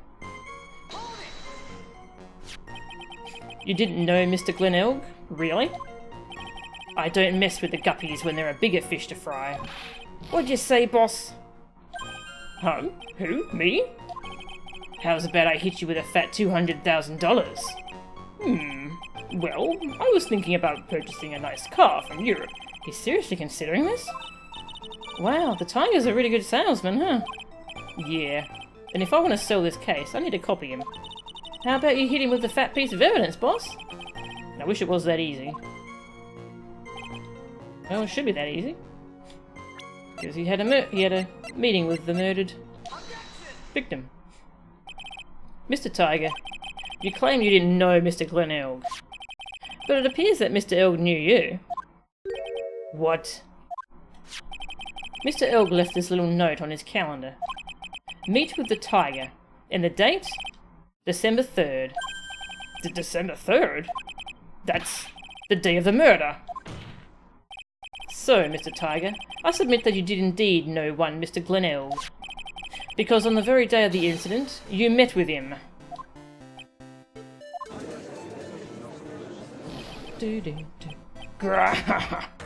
Not bad. You's actually not bad. Okay, hang on, what colour is blue when inverted? Yeah, it should be on YouTube somewhere, panicking. What colour is blue when inverted? Yeah, I hope it's orange.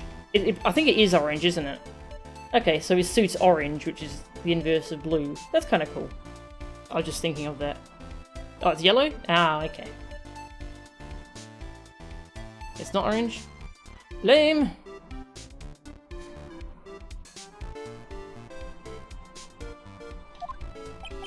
Sorry?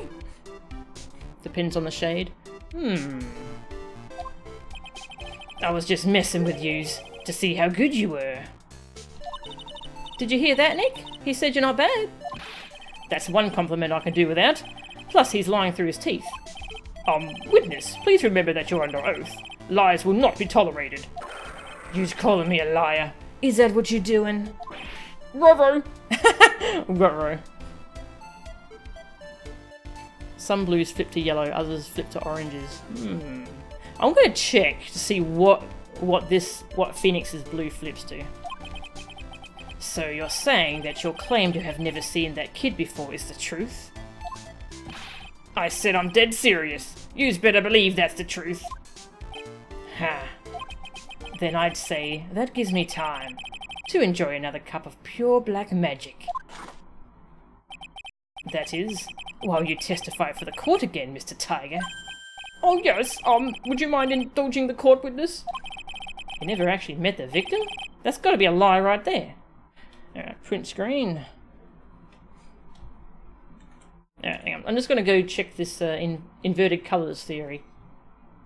So I hope it comes out to the same colour as Tiger. Because that would explain more about his character design. Alright, crop. Let's see. Invert colours. Where can I do that? Negative. Invert image. No, it's a weird pale yellow colour. I'll show you this. And earthen view. Yeah, this is the colour inverted. I was hoping that he looked like Phoenix if you invert the colours. Like as a... kind of like a reflection of his character, but yeah. I just can't find anything to like about this character at all.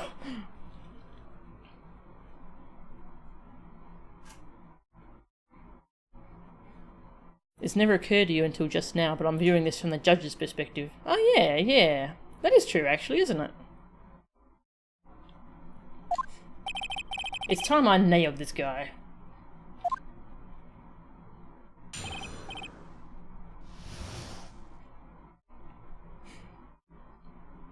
Yeah, I just use the invert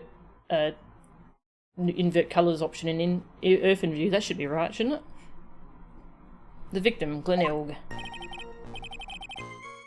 I ain't no liar. I never met Glenelg.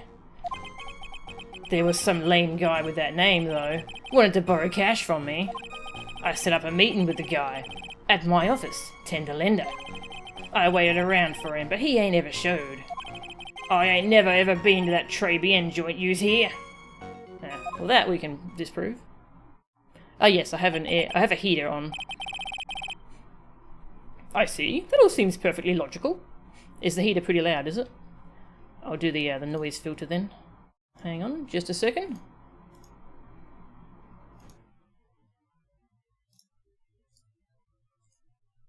Okay, how does that sound? Does it sound good or good or bad? Just gonna check that JPEG. Ah, yeah. Okay, that sounds better. Good, good. I see. That all seems perfectly logical.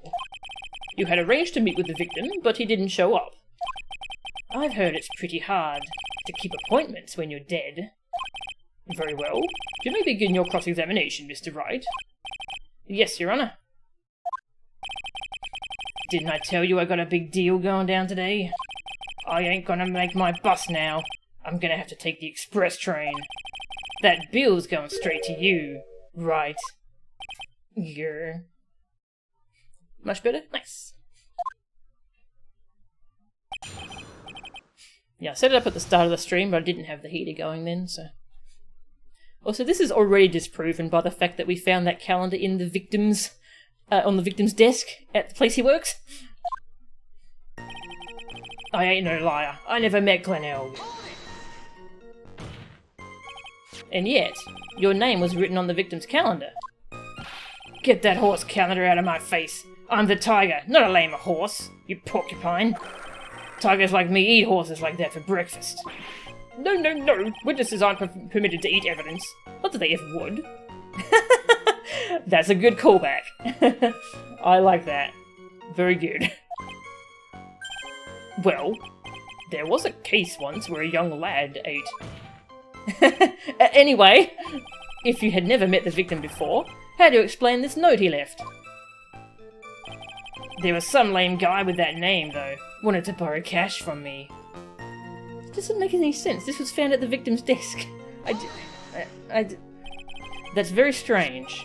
According to the manager of the firm where the victim worked, December 3rd was the date he had to repay his loan. He wasn't due to discuss borrowing money, but repaying what he owed. Oh, yeah. Maybe you's right. Whatever it was going down at the beginning of December. So you did meet Mr. Elg then? Hey, right. Yous might want to cool your jets a sec.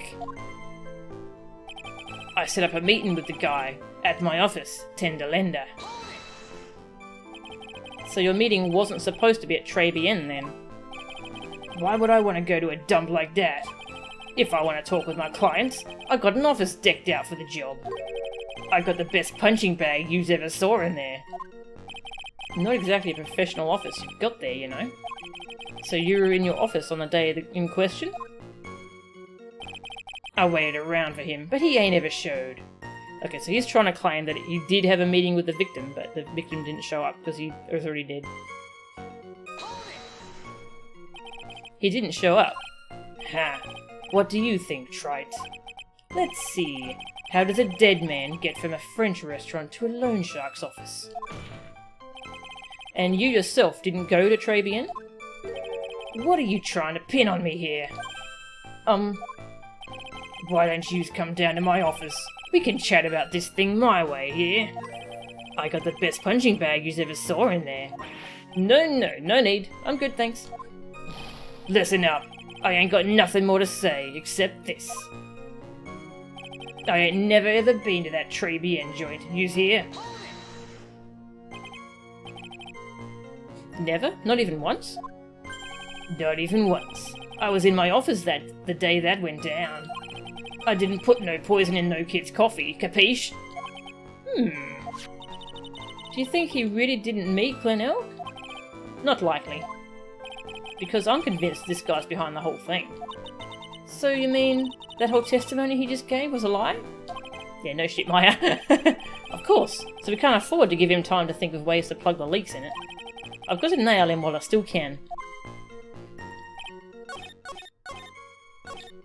Alright, now we can prove he's got the thing from Tribulations. Oh. Objection! Mr. Tiger, is there something you'd like to tell the court about these matches? Matches? What you talking about?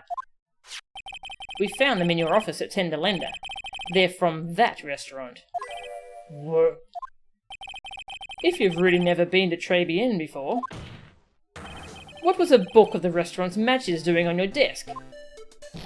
You've been snooping around in my stuff now too, wise guy. What are you, my ball and chain? Ain't no broad controlling me. Order, order. Well, witness, I think it's time you started telling us the truth, don't you? Rawr. Sorry, I'm terribly sorry. Forgive me. I ain't no pussycat. I don't go back on what I said. But, okay, I was at the joint that day. Cats never go back on what they say. Yeah, cats don't do that. What? But listen good, alright? I might have been there, but I still never met that kid. Well, well. Looks like an order just came in for another testimony. I'm this close to proving it was him. He did meet Glenelg that day. And he did put poison in his coffee. He must have. Have a cat can confirm. Yeah. Tiger is meant to be a perfect opposite of Nick. Go figure that the exact opposite of Nick is an utterly hateable jerk with no redeeming qualities. Yeah, that would make sense. That's why I was really hoping that Nick's suit inverted looked like that. But it didn't. I'll say it. Given how much BS this witness testimony already contains, while you're making him talk more. Yeah, we've already... Yeah, out. At Tribulations. I was supposed to meet with the kid at the restaurant that afternoon. When I opened the door to the joint, I saw one ugly scene. The guy was laid out over the table, stiff as concrete. What? Now he's claiming he was there? Oh. I figured if the place wasn't hot already, it was gonna be, so I split. I heard the cops' sirens on my way out, and I went straight back to my office. I see. You didn't actually meet with him in the end, then? Well, Mr. Wright, your cross-examination, please. Yes, Your Honor. Hold it. If I wait around here any longer, I ain't even gonna make the normal express. No more stupid questions. Ha. No problem. Anytime Trite presses you on something irrelevant, I'll see he pays a penalty. But Mr. Goddo, that's my job. Your job is to slam that little hammer of yours and call a guilty verdict. So do it. Yes, sir. The Special Express ain't cheap, right? Just so you know, since you're paying. Oh man, doesn't the rule of law mean anything around here? Apparently not, Phoenix. This guy can say whatever he wants, apparently. I was supposed to meet with the kid at the restaurant that afternoon. Now he's trying the Manfred style of prosecuting. Yes, he is. So the meeting wasn't due to take place at Tender Lender at all, then? The kid was making a fuss about coming to the office. It's always that way when I want to talk about repayments. Even though I got the best punching bag you've ever seen if there are any issues. Maybe it's because of the punching bag that people are scared to come. So that's why you decided to meet at Tribulations? Ha. You're going over old ground again, Trite. Sorry. You just earned yourself a penalty. Now suck it down. You will suck down the penalty, Mr. Wright, and you will like it. Thank you, sir. May I have another?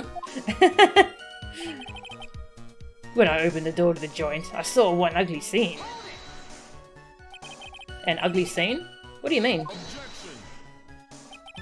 The witnesses already told us, Trite, which makes that question irrelevant. But...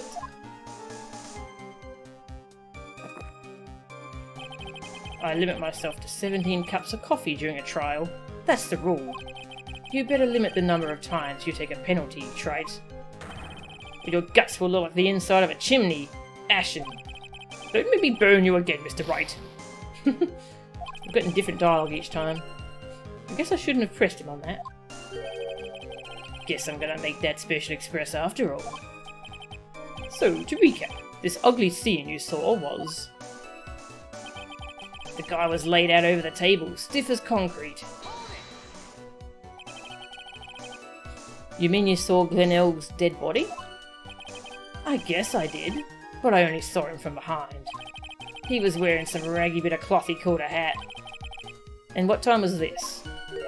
I don't know. Huh? You know what winds me up more than anything else in the world?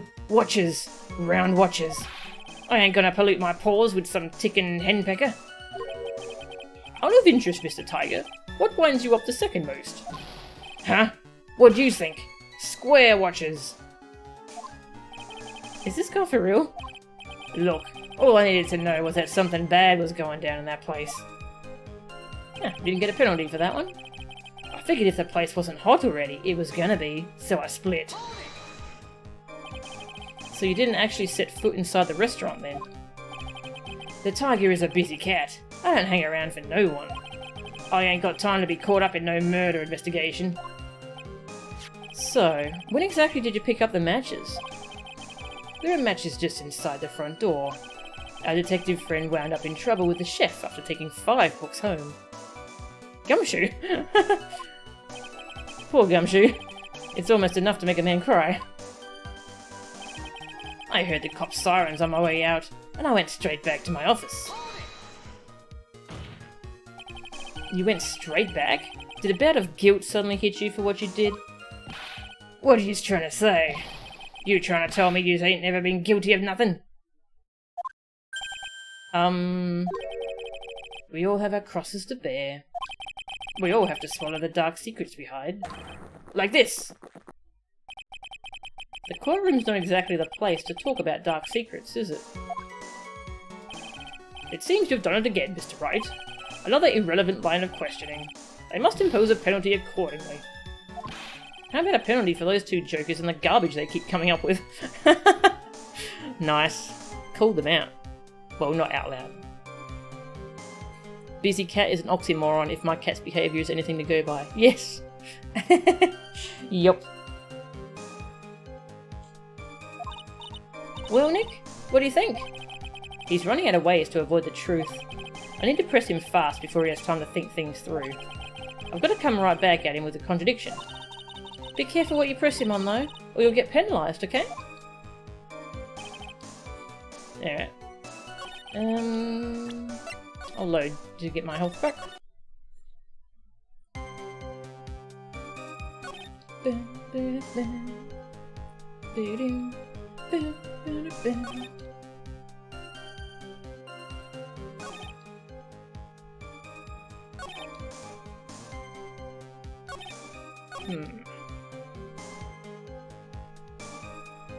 There, over the table. He claims he only saw him from behind. I think that fits the scene though.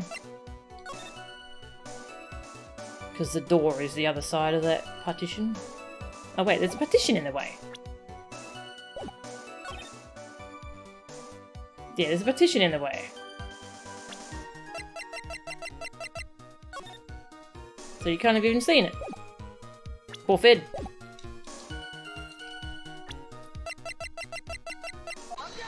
Poor Fed.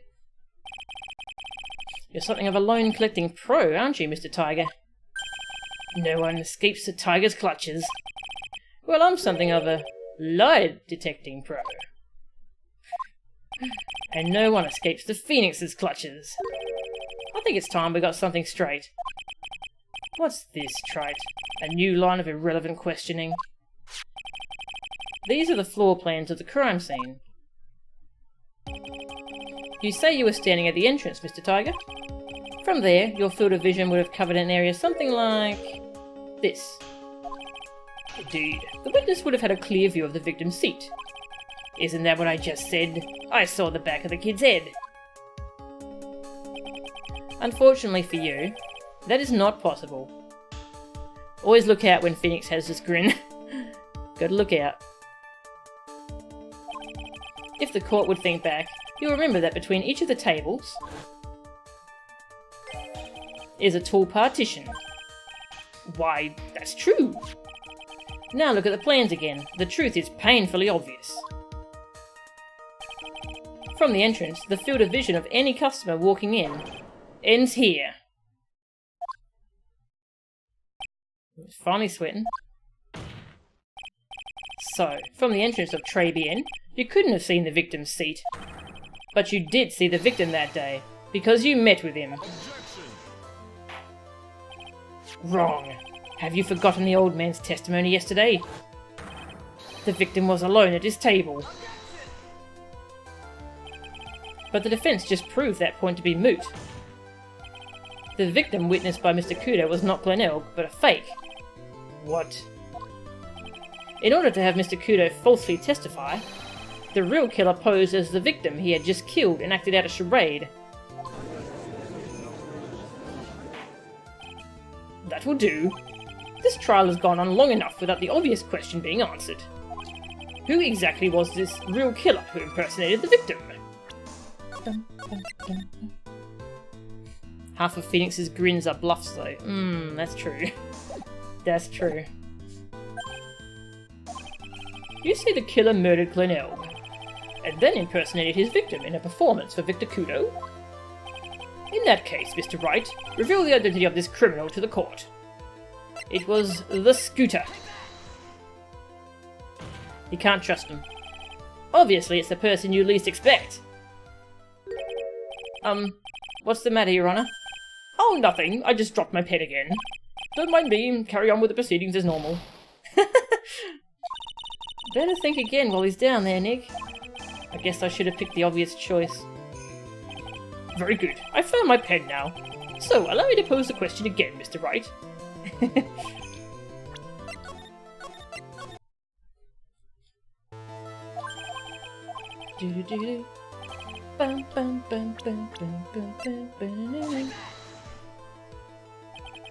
Obviously, the killer is Furio Tigre. No one else could have done it. What? Well, witness? Yeah. Now that's cute. Yous think you can pin this on the tiger? Maybe yous don't understand. The tiger is king of the jungle. So I dares you to say it again. Come on, you got the guts. You can't threaten me, Mr. Tiger. It's the defense. Go ahead and tell the witness, Mr. Wright. Mr. Wright! Sounds to me like it must have been you, old man. You've got guts, I'll give you that. Mr. Wright, do not leave me to handle this alone. Perhaps I can end this embarrassment. Mr. Godo? Let's just go back over Mr. Kudo's testimony one more time. The old man didn't see just the victim. Oh, no. The serving girl brought him a Javicino, but she put something in it. There's no question about it. She very conspicuously put some white powder in there. Was the victim he saw the real victim or not? That doesn't matter. The fact remains, he saw the accused put the poison into the coffee. Yes, it was the waitress who poisoned the coffee. Very impressive, Mr. Go. Waiting for my absence to launch your attack. Ha. Found your pen at last, Trite. It was in my pocket. But anyway, Mr. Kudo witnessed two people that day. He saw the victim, the supposed Mr. Glenelg, and the waitress from behind. Yes, your point, Mr. Wright. I think the conclusion is obvious. If this Glenelg was really the killer in disguise, then surely it's possible the waitress was also part of the show. What? You mean the waitress was an imposter as well? The defendant, Miss Bird, fell unconscious immediately after the incident. And someone used her fainting to hatch an elaborate plan to pin the murder on her. Who on earth was it? Who was this waitress that Mr. Kudo witnessed? It was probably my badge. Obviously, it's the person you least expect. Oh, is it the same dialogue? Just drop my pen again. Don't mind me. Carry on with the proceedings as normal.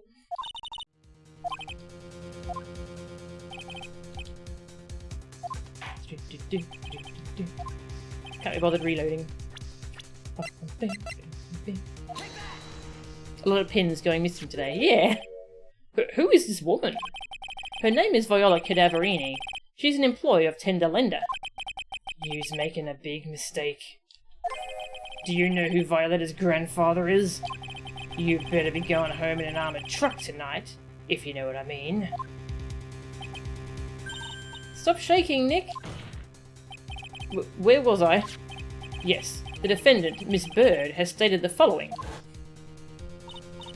Well, when I took the coffee over to the victim's table, it's true there was another customer in the restaurant.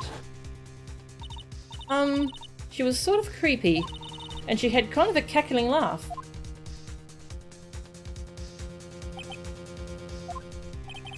There are just too many contradictions in this case. The second man at the victim's table, who nobody but Miss Bird seems to have seen. The earpiece worn by the victim in his left ear when that eardrum was ruptured. And the radio show he was supposedly listening to half an hour after it was over. There is only one logical explanation that clears up all of these contradictions. The whole incident took place twice. Once for real and once for show. And, Mr. Furio Tigre, the only person who could have committed the crime was my badge. Is you.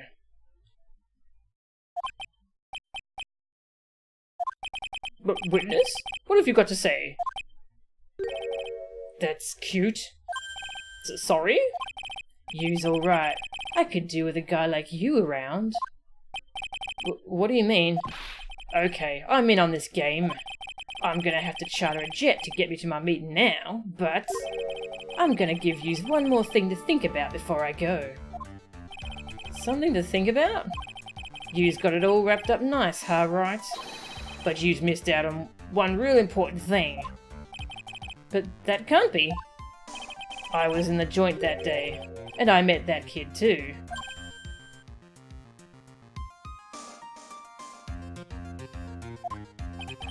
But I couldn't have poisoned him, yous hear? What? Do you really expect us to believe you now, Mr. Tigre? Thank you.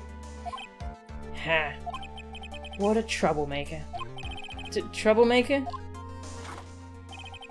Looks like we're going to need another one for the road.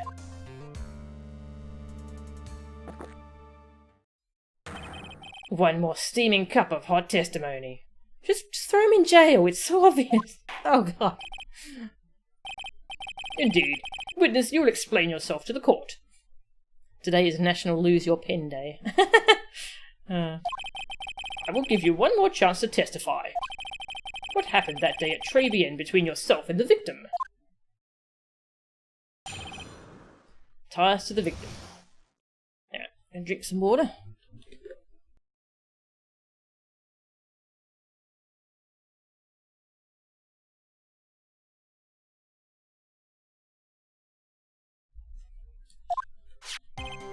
Yeah, I loaned El cash, about $100,000.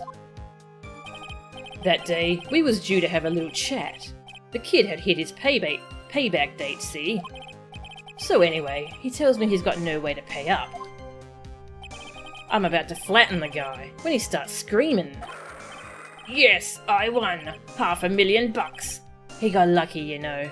Real lucky. If that waitress hadn't done what she'd done, everything would have been over. What? Now, I see that the principal amount you loaned to Mr. Earl was $50,000. Yeah, well, you've got the VIG to take into account. Interest builds up fast, you know. That's faster than fast. $100,000 is twice his principal. And the repayment deadline was December 3rd, the day of the incident in question. Yeah, he was one lucky kid. He got that $500,000 just in time. So I ain't have no reason to kill the kid. And if I ain't got no motive, you ain't got no case. His motive? He has to have one, but what is it?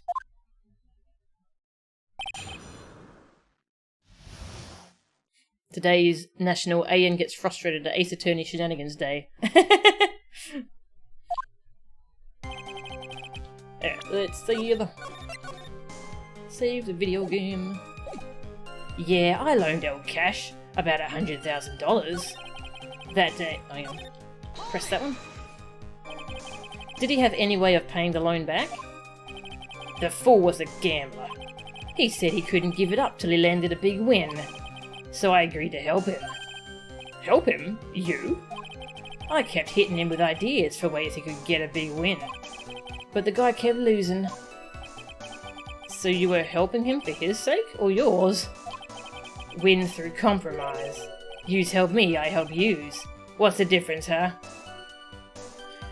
Why would you ever loan money to a gambling addict? You know he's never gonna pay it back. Yeah.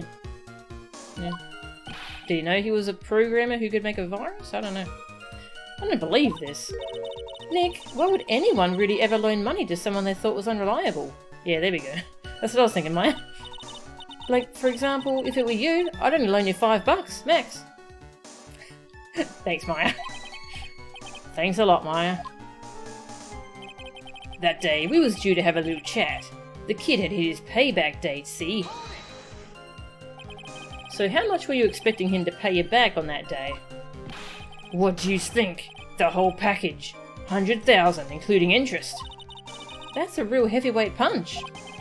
Once a client misses a repayment, you call the whole loan in. You want to make it in my world? That's all you's gotta know. And how many times had Mr. Earl been late with his repayments? Once. And how much was he supposed to pay back every month? $50. Sounds like Mr. Earl was in a real sticky spot. Yeah, at $50 a month, he'd never pay that huge loan off.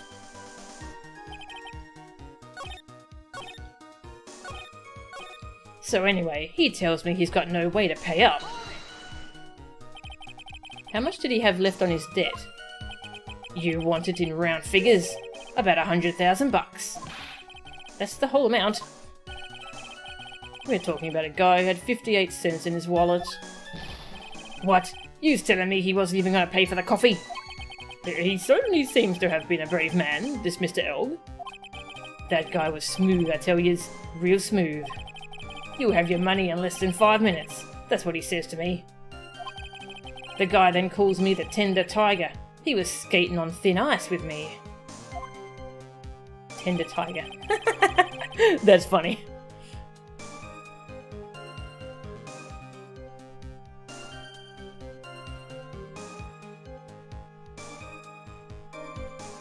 I'm about to flatten the guy when he starts screaming. Was that because the guy won the lottery? Was his last chance at a big win? And you can confirm that this is the ticket in question? That's it. The Millionaire Radio Show starts at 1:30 PM and runs for 10 minutes. That fixes the time you two met with some accuracy. And the whole scene was acted out again 30 minutes later. Also that Mr. Kudo would see it. I can still see the kid's face now. I ain't never gonna forget it. Yes, I won $500,000. He got lucky, you know. Real lucky. Was there anyone else in the restaurant at the time? I don't remember. If there was no one there, I'll wear that ridiculous tiger shirt for a month. Mr. Armstrong, Maggie, and if I'm right, Viola Cadaverini were all there at the time. Mr. Armstrong, yeah. So the victim had intended to repay you from his lottery winnings from the beginning? Seems that way to me. But you wouldn't normally expect to win the lottery, would you? Ha! The undying belief that your next roll will end the worst losing streak you've ever had. That's what defines a true gambler. It makes it sound so cool. Don't be tempted, Nick. You haven't got the willpower for it. All I know is, the kid took a shot, and he got lucky in the end. If that waitress hadn't done what she done, everything would have been over. The waitress? You mean... the girl with the glasses in the defendant's chair? Who else could I mean? If she hadn't got in the way, things would have been bada bing bada boom, over and done with. Maybe I should push a little on this.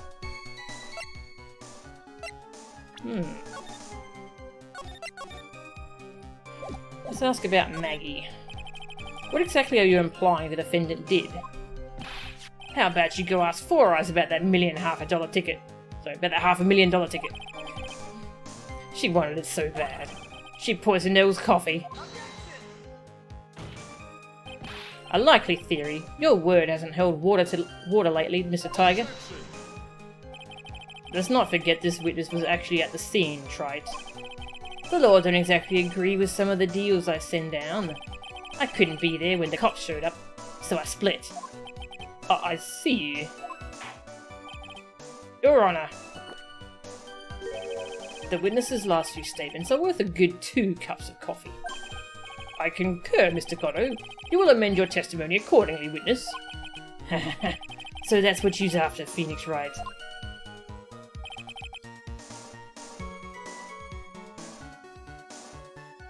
Can we press on the other one? Bing, bing, bing. Bing, bing, bing, bing. No, we can't. I'm just curious what was said with that other one. Ask how things would have been. What do you mean, things would have been over and done with? Are yous all there or what? I'm talking about the cash. I was there to get my $100,000 back. That's all. I'm a businessman. It was all coming together before that waitress got in the way. As far as I can tell from the witness's testimony, other than recouping his loan, Mr. Tiger had no motive for killing the victim. Witness, you will amend your testimony to reflect what you just said. Tiger's motive, huh? Okay, so it doesn't matter what I ask about.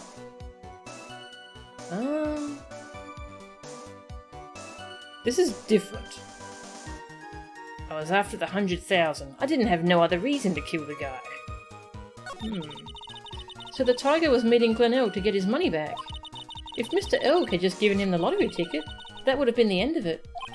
Yeah, so what's the Tiger's motive? This is the big one. If I don't manage to undermine this testimony, it's all over for us.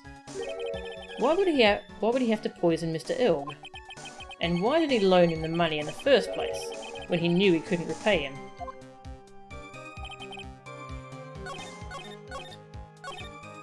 Yeah, I was after the $100,000. I didn't have no other reason to kill the guy. Are you saying you had no other motives that day? Yeah, so what? Then, why didn't you take the lottery ticket when you left? Why'd you think? Because of Four Eyes over there. Because of Maggie? How about you go ask Four Eyes about that $500,000 ticket? She wanted it so bad. She poisoned Elle's coffee. A likely theory. Your word hasn't held water today, Mr. Tiger. Let's not forget this witness was actually at the scene, Trite. The law don't exactly agree with some of the deals I send down. I couldn't be there when the cops showed up, so I split. So this is all the same dialogue from before.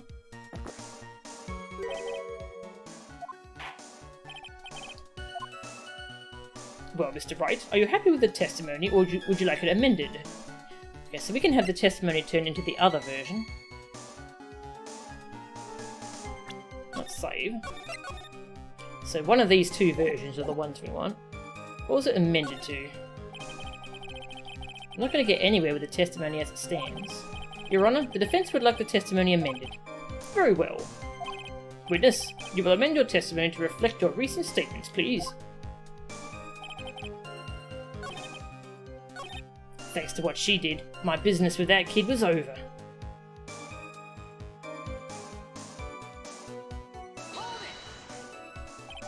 The Tiger's trying to pin the crime on Maggie. If I ask him about what he saw, it's only going to damage our case. What do you mean things would have been over and done with? Are you all there or what? I'm talking about the cash. Have I seen this dialogue? I was there to get my $100,000 back. That's all. I'm a businessman. It was all coming together before that waitress got in the way.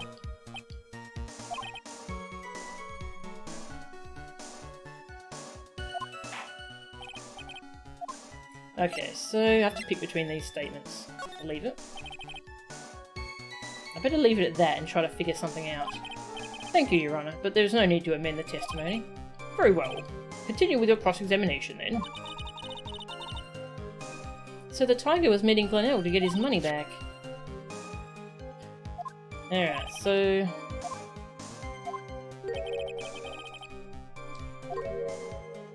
I can think of a couple things to go after here.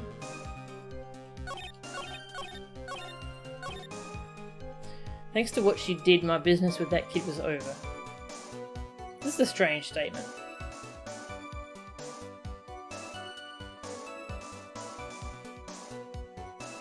Not sure how to pursue it though. Yeah, so it's $100,000, right? But the lottery ticket was for $500,000. I mean, this is more money. That in itself is motive. The rose counting. Yeah, I saw that you can get a DLC outfit for Phoenix in something that looks like Tiger's outfit. That's pretty cool. Très means very good in French. Ah, cool. Alright, I mean, this in itself is motive, but I don't know if that's what they want us to point out, because we've also got the computer virus, which is worth a lot more money, which maybe he wasn't going to hand this over once he won the lottery. Maybe he was just going to give the lottery ticket, but this is worth more money. Also, we can prove that he himself owes money and is desperate for cash.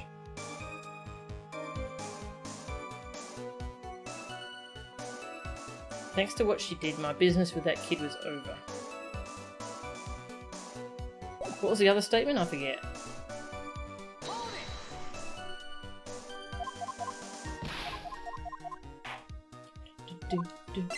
Amended. I was after the 100,000. I didn't have no other reason to kill the guy. Okay, this one we might be able to work with a bit more.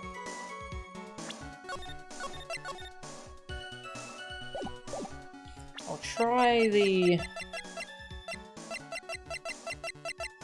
When he wanted the virus... I mean, either one of these two work. Like, they're both worth more money than he was going to get out of the guy. And then we can also prove that he needs money himself. So I'm not sure which of these three to go with. I'll just try them all. Load. Yes, my theory was he wasn't going to give the virus over once he won the lottery ticket. Yeah, okay, that's the one that works. That makes sense. So you just intended to get back the $100,000 Mr. Elg owed you, correct? I loaned the guy the cash, so that's my right. Unfortunately for Mr. Elg, I don't believe the $100,000 is what you were really after. Objection. What are you getting at, Tribes? What else would a moneylender be after other than money? More money, dumbass. Eh. Oh, the moneylender was after money. But money in a totally different league. The kind of money that a single disc like this would fetch. What is that? A computer virus, Your Honor. A virus called MC Bomber. A computer virus? What does one of those do? Oh boy. A computer virus is a program that wreaks havoc on the insides of a computer. A computer? What does one of those do? Oh god. Poor Judge. I guess the beard isn't the only part of his honour that is from the Stone Age. Aww. I'll explain it to you later, Your Honour. Right now, this is the important point. A virus like MC Bomber would be worth several $1 million on the black market. So several $1 million? Lending money with no hope of ever seeing repayment would normally be bad for business. But in his case, the very fact that Glenelg had no way to repay the money is crucial. What? Glenelg was a programmer, a highly skilled programmer. That skill was the collateral Mr. Elg put up in order to borrow the money. Objection. You're trying to suggest the witness's motive was to get hold of that program? Exactly. The witness may have poor fashion sense, but he is by no means an idiot, Trite. A man like him could get his hands on $1 million without resorting to murder. Of course he could. Provided that he had time. But what if he had needed the money right then? When the pressure's on, the luxury of choice tends to disappear. It seems you have a logical conclusion for this theory, Mr. Wright. Would you care to share it with us? Why did Mr. Tiger need money to the tune of $1 million? Because my badge demands it. What is the meaning of this, Mr. Wright? It's evidence that Trite has no idea what he's doing. What? What do you mean? You're way off track, Trite. That evidence is irrelevant. Since when did he have the right to dish out penalties?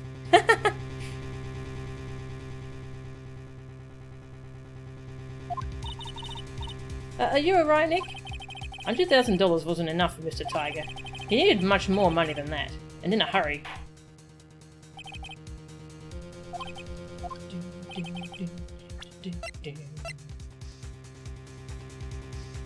Alright, is that... Just double check that's what we want. Yeah, that's what we want. Hop. In December of last year, you found yourself in need of a huge amount of money. About 6 months ago, you were involved in a traffic accident, weren't you? An accident involving a car and a scooter, in which a young woman was injured. She was taken to the hospital, where she underwent surgery.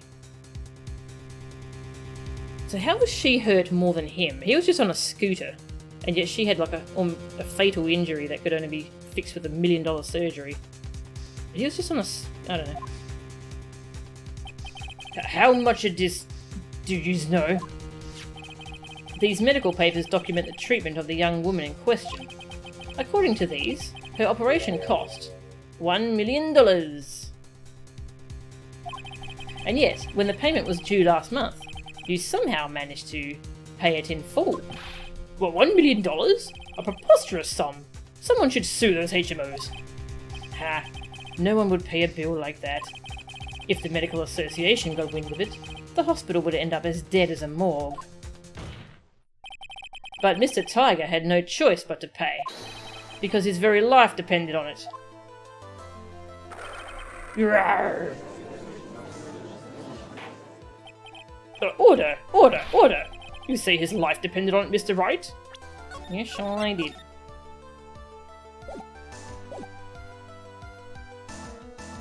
Oh, she swerved to try to avoid Tiger and hit something as a result. Oh, okay. That makes sense. Indeed it did, simply because the injured woman was none other than Viola Cadaverini. Did you say Cadaverini?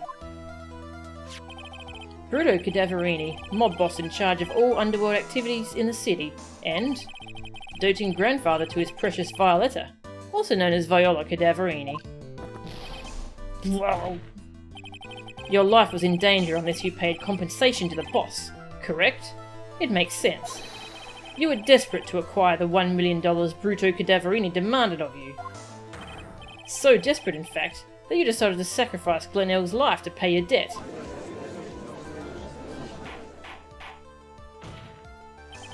On the day of the murder, Mr. Tiger's sole intention was to get his hands on this CD. Glenelg had no way of paying back the $100,000, and Mr. Tiger knew it. But then a miracle happened. The kind that Mr. Tiger would prefer to say never happened, but he can't. and neither can I. The lottery win? Exactly. At the 11th hour, Mr. Elg won $500,000 on the lottery, which left Mr. Tiger with no way of getting his hands on the all-important CD. At least, no legitimate way.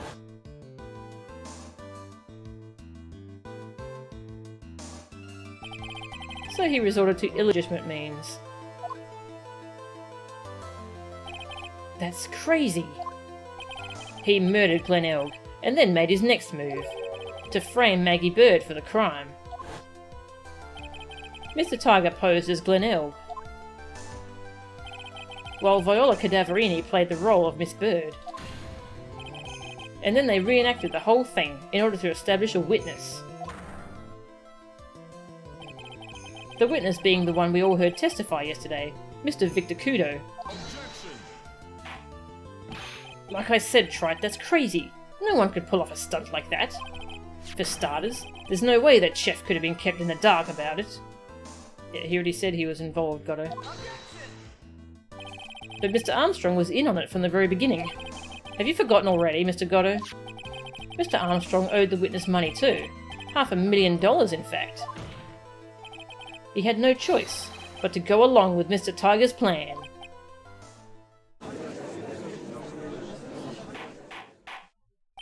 Order! Order! Silence, or I will quit. Yous put on a good show, Spiky. If yous want to stay alive in the loan shark business, you gotta be careful. You saying I dressed up like that kid, created a witness, and framed someone? If I did something crazy like that, I'd leave a trail as bright as my shirt. I ain't dumb enough to do something sloppy like that. I agree. You do? Despite your appearance, you are very careful. That's why you took one more precaution. Okay, share the game. Hey Ava, how are ya? You're seeing double here, 2 phoenixes.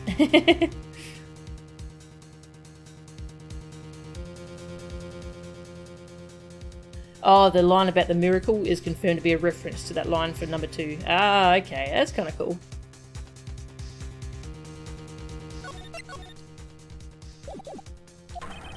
One more trip to make sure Miss Bird had no way out. What? Another one, Mr. Wright? Interesting. Why don't you fill us all in, Trite?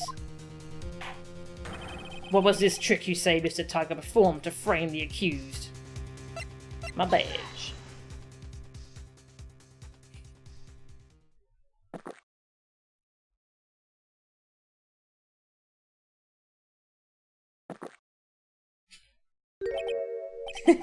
And? What's the relevance of that, Trite? It's, just a little intro. An intro into what? It seems all this has been an elaborate trick on the part of the defense. No, wait. Mr. Tiger did play a trick. A huge trick. The correct answer is your badge. Now, what's the answer going to be here? Is it the fake badge or is it the article? I'll go with the article first.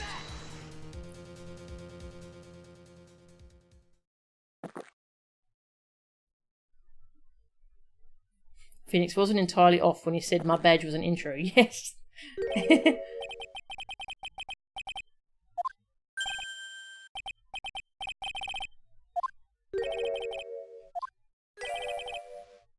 Okay, the article is not it.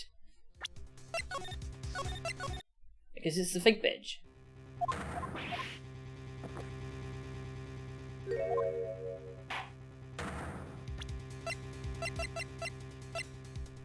Paper badge. What on earth is that? What an insult to think anyone can be fooled by such a childish imitation. Consider yourself insulted, Your Honor. Mr. Tiger, you didn't just pose as the victim on the day in question. A month ago, in this very court, you posed as me. What? That's the truth.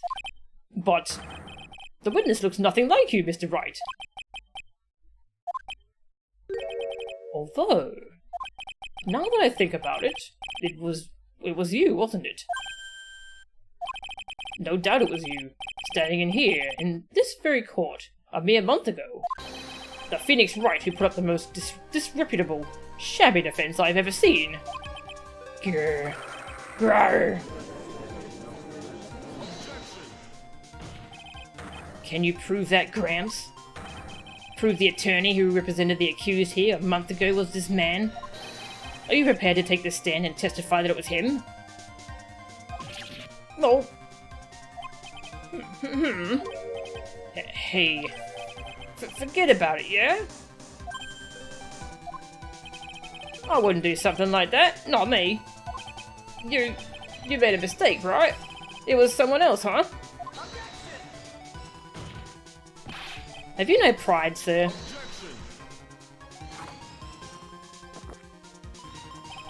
This isn't a matter of pride. In case you didn't know, Trite, here in court, we deal with people's lives. No. Mr. Goddo is right. Your Honor, speaking for myself, I am absolutely convinced.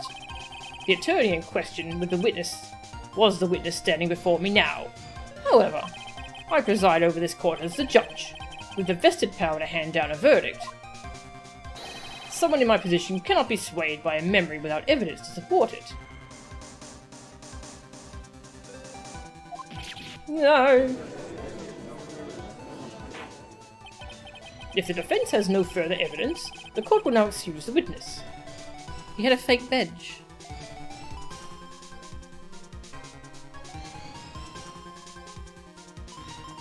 A court proceedings recorded.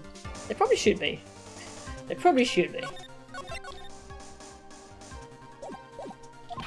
The circumstances surrounding Mr. Tiger are dubious for sure, but not conclusive.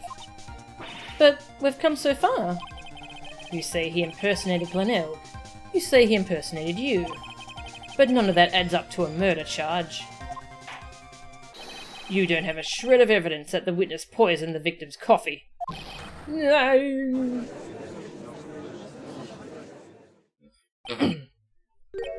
Ha. Sucks to be you, right? Don't mess with the tiger, or you're gonna get mauled, you've got that? All we managed to do here was chase him around a bit. But I was so close to getting him to admit his own guilt. Ha. Looks like I won't be needing a refill. If I just had one more piece of evidence. One more piece of evidence, and maybe I could get Maggie off the hook.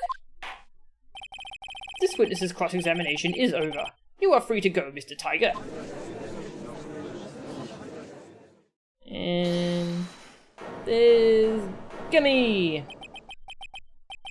Your Honor, sir. Wait! Detective Gumshoe! Sorry I took so long, pal. I staked everything on this. My badge, the works. So here it is. My heart's counting on this too. What is it, Detective? Isn't it obvious, pal? It's the final, decisive piece of evidence. What?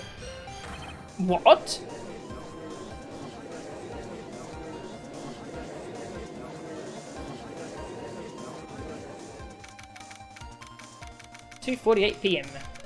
Defendant lobby number 1. Sorry it took so long, pal, but I finally got the results from the lab. The results? About the prints, pal, from this medicine bottle. Oh, so? Do you know who the prints belong to now? Do you think I'm some kind of hack detective? Of course I know. So, tell us. They're the tigers, right? I knew it. Yeah, you bet. Clear as crystal, all over the bottle. They're Furio Tiger's paw prints, alright. But isn't that the medication?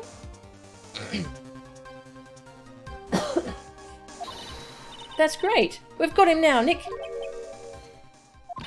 What's wrong with you? You've hardly said a word since Detective Gumshoe got here. He's laid everything on the line for this, Nick. I know. Look, I'm sorry. This is kind of hard to say, but it really doesn't make any difference whose prints are on that bottle now.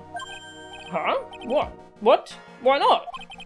What we need to produce at this stage in the trial is irrefutable evidence that the tiger put poison in Glenelg's coffee.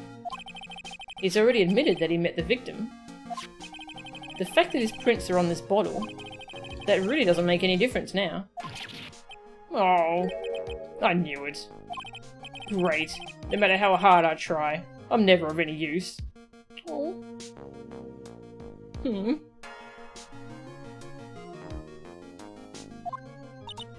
Hey, don't be so hard on yourself. This was our last chance to help Maggie. And I've been working on some useless piece of evidence the whole time. It's alright. I'm a real loser. It's not breaking news to me, pal. Detective Gumshoe? But Maggie! You've been working on something for me? Sorry I let you down, Maggie. I know you didn't do it. And I'm a detective. We're supposed to be able to prove stuff like that. I'm really sorry. I'll get out of your hair now. Detective Gumshoe, wait! He's gone. I remind you so much of Zope when I do my sad face, really. Isn't there anything we can do now, Nick? I wish there was. Gumshoe worked so hard to get that evidence. If only there was some way I could use it. Small bottle put into pocket. The victim's ear medicine, covered in Furio Tigre's fingerprints.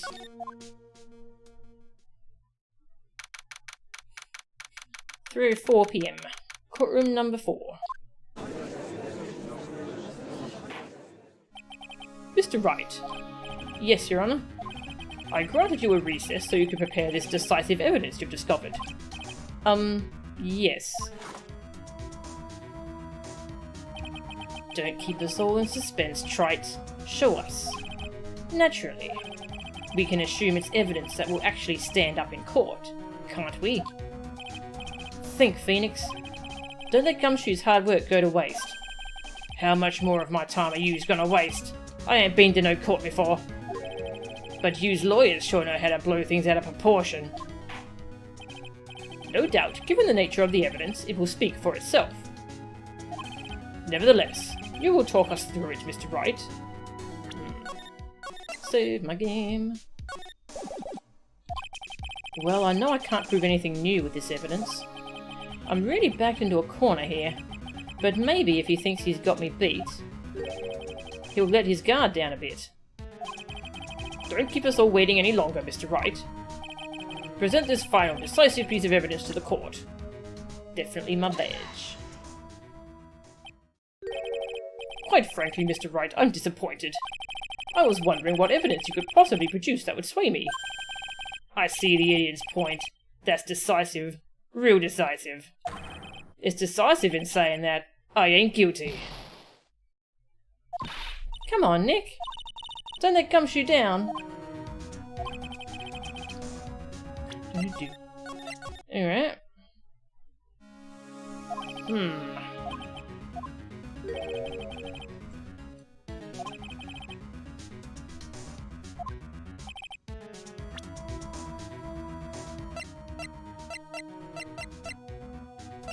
But let his guard down a bit. Okay.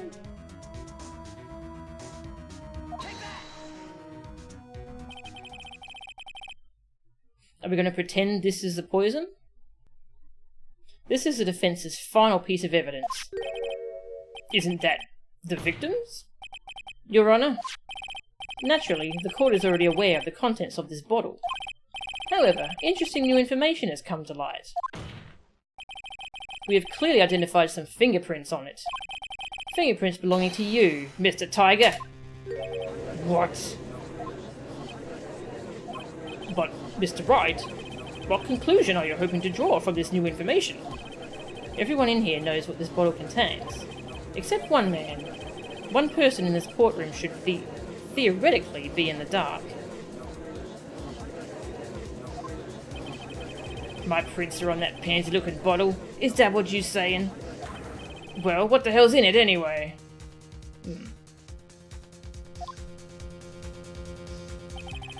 phony trial, a phony lawyer, and phony clues. Everything about this case has been phony. Seems like the perfect excuse for some phony evidence. Mr. Tiger, this is a decisive piece of evidence that will prove your guilt. Oh god, really? Okay. At least they gave me an opportunity to save. Why? Because it contains Mr. Armstrong's oils. The evidence on its own isn't worth anything. I guess I'll just have to take the plunge and... But wait a minute, Nick. Aromatherapy oil's not going to help anyone now, is it? Mr. Wright. If you think I'll allow you to indulge in speculation at this stage, you're wrong. Oops. Looks like I better reconsider. I was hoping that'd be funny. I've got to take advantage of the fact that the tiger thinks he's won, and lead him into a trap. And a phony piece of evidence is the way to do it. Load. So I'm going to guess we're going to claim that it's that it contains potassium cyanide. But let's try this one first, just to see what the dialogue is. As we all know, this bottle contains Glenelg's medication. What are you doing, Nick? Why didn't you just tell Gumshoe and I outside in the lobby a few minutes ago? You said that the fact that his prints are on this bottle makes no difference now. Ah, yeah. Mr. Wright. If you think I'll allow you to blah blah blah, same dialogue. Alright, we're gonna bluff.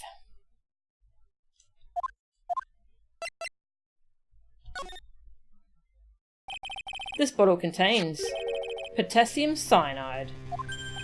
Potassium cyanide? The poison used to murder Mr. Elg, Your Honor. The victim's killer used this very bottle. And on this bottle, Mr. Tiger, we found your fingerprints. Well, how do you explain that? You'd make a good clown, you know that. What? Yous ain't never gonna get this to stick. Yous just making me laugh now. You think a cheap bluff like that's gonna fool the tiger? A bluff? I can see straight through you, Phoenix Wright. That ain't the bottle with the cyanide in it. No. This is the bottle we found traces of the poison in. Don't mess with the tiger, or you're gonna get ripped to shreds. The cyanide bottle was brown, and it was made of glass.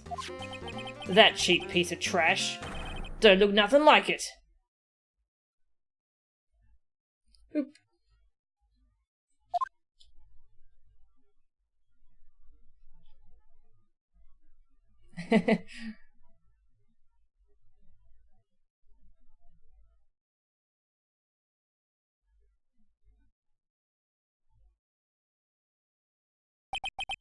Got him. At last. What? Why has everyone gone quiet? I said that bottle. Is this the bottle you're referring to? Yeah, that's it. That's the bottle the cyanide was in. But yous ain't gonna find my prints on that bottle.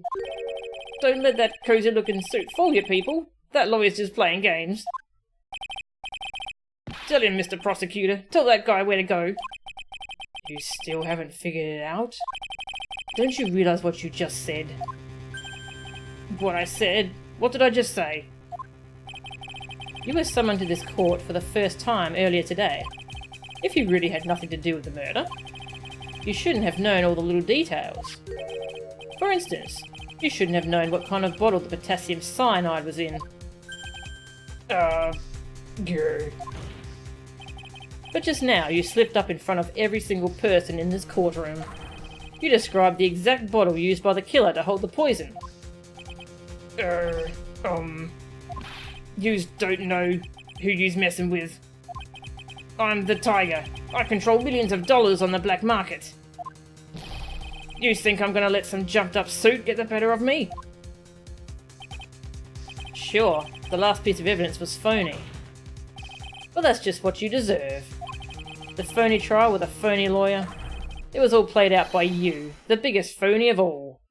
Oh damn. Burn. Hey Shizzle, how are ya? We just nabbed the villain.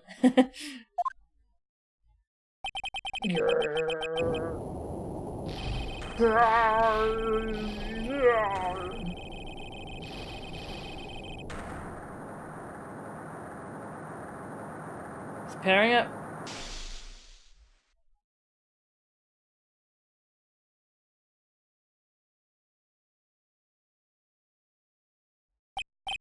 What's going on? It looks like a blackout. Well done, trite. I saved my 17th cup of coffee just for you. Savor it. While you watch the police restrain your prey.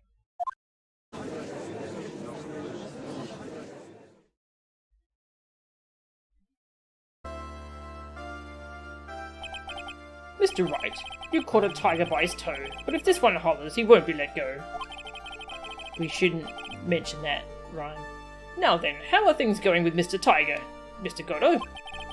He's being arrested on suspicion of the murder of Glenelg, Your Honour.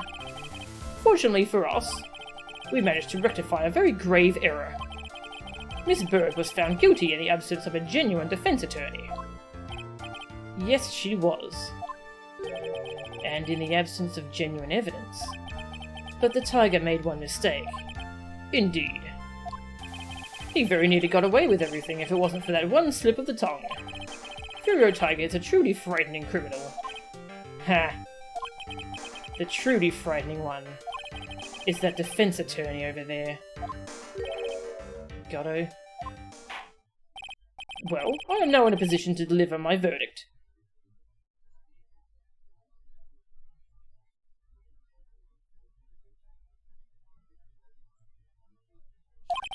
This court finds the defendant, Maggie Bird, not guilty!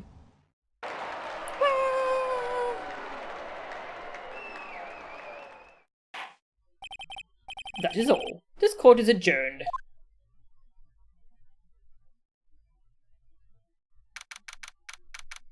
4:10 p.m. Defendant Loy number 1. Mr. Wright!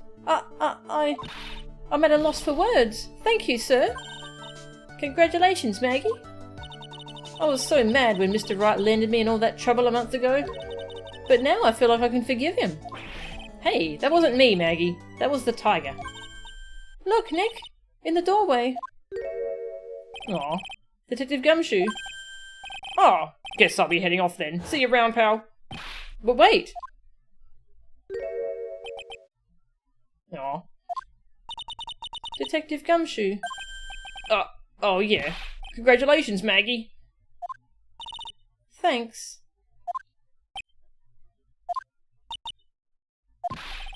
I knew you were innocent all along. Why didn't you say that in your testimony then? Huh? Oh, well, I was... Well, guess I'll be heading off then. See you around. Wait up, detective. He just ran off. Maggie, why are you being so hard on him? He busted his butt for you. It's thanks to him that we got the medication bottle. That wasn't even of any use. But it's only because Mr. Wright used it so cleverly. Detective Gumshoe was just running around in circles. Poor guy. Looks like she still isn't ready to forgive him. Can't you put in a good word for him, Nick? Yeah, Maya is right. I should help Gumshoe out. It's clear he needs it. Save my game. Maggie? You know, Detective Gumshoe's been really worried about you through all of this. I wanted to believe that, sir. But on that first day of the trial, he practically gave the judge a free pass to lock me up. He didn't have any choice, Maggie. He's a detective. He has to report the facts. He doubted me, that's why. He thought I might have done it. I've got to prove to her that Gumshoe really cares about her. I know. I'll give her a little present to celebrate her freedom. Check out my badge. What's this? Huh? Oh, I thought it'd be a good present. You know, to celebrate your freedom. Yeah, you can become a defense attorney. Oh, well, I don't really get it, but thanks. I'll treasure it always. That didn't seem to do the trick. Hello. A present. This priceless Magatama. I'll give her the restaurant food. I wonder if it's any special dialogue for that.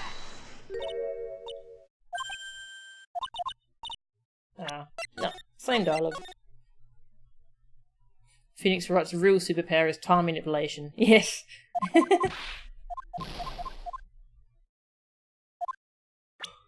Alright. In the lunchbox. Here you are. A present to celebrate your freedom. That's a present from Detective Gumshoe, made with a ton of love.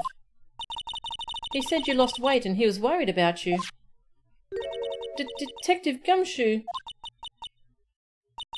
I actually really like weenies, you know.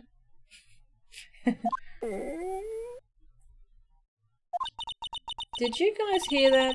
I'm pretty hungry myself, you know. Yeah, the trial dragged on a bit today, didn't it?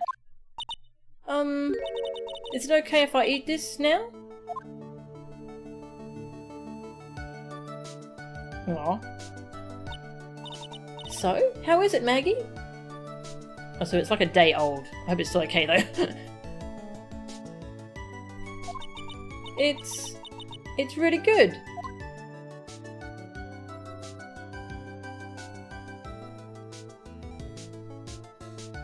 So the case of phony versus genuine comes to an end. The false allegations surrounding Maggie have all been cleared up. And who knows? Maybe a whole new chapter of her life is about to start.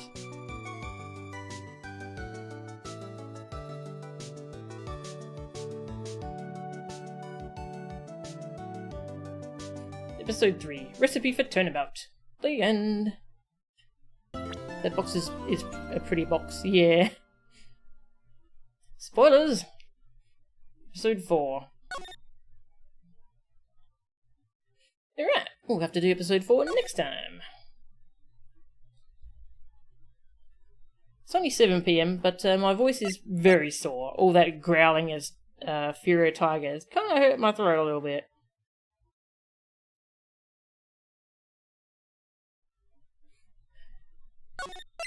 Save. Alright. Next time we'll check out episode 4, which we should be able to do in one stream, I think, from what I remember. Maybe? Question mark? It's not very long from what I remember. Okay, yeah, I think I'll call the stream now. I want to rest my voice.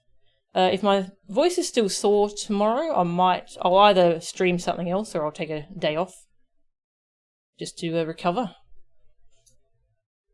Yeah.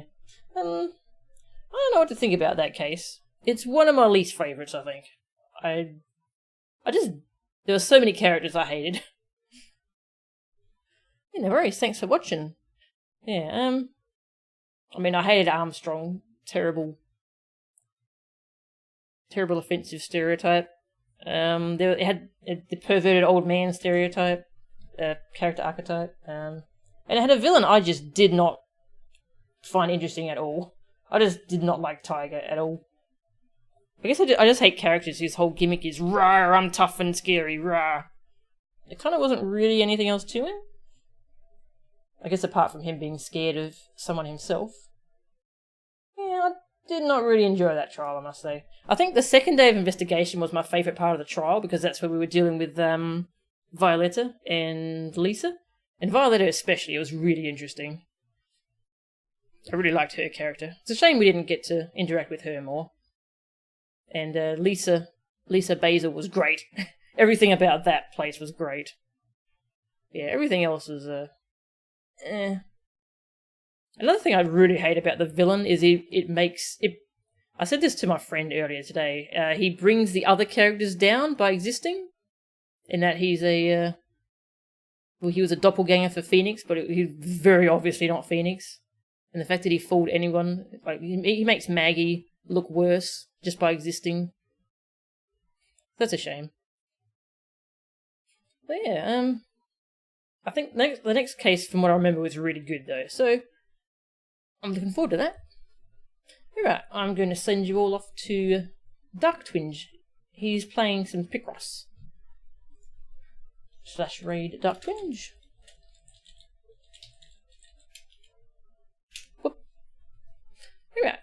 I'll see you all next time. We'll either play some more of this, or I'll play something else to take a break, to rest my voice. So see you then. See yous.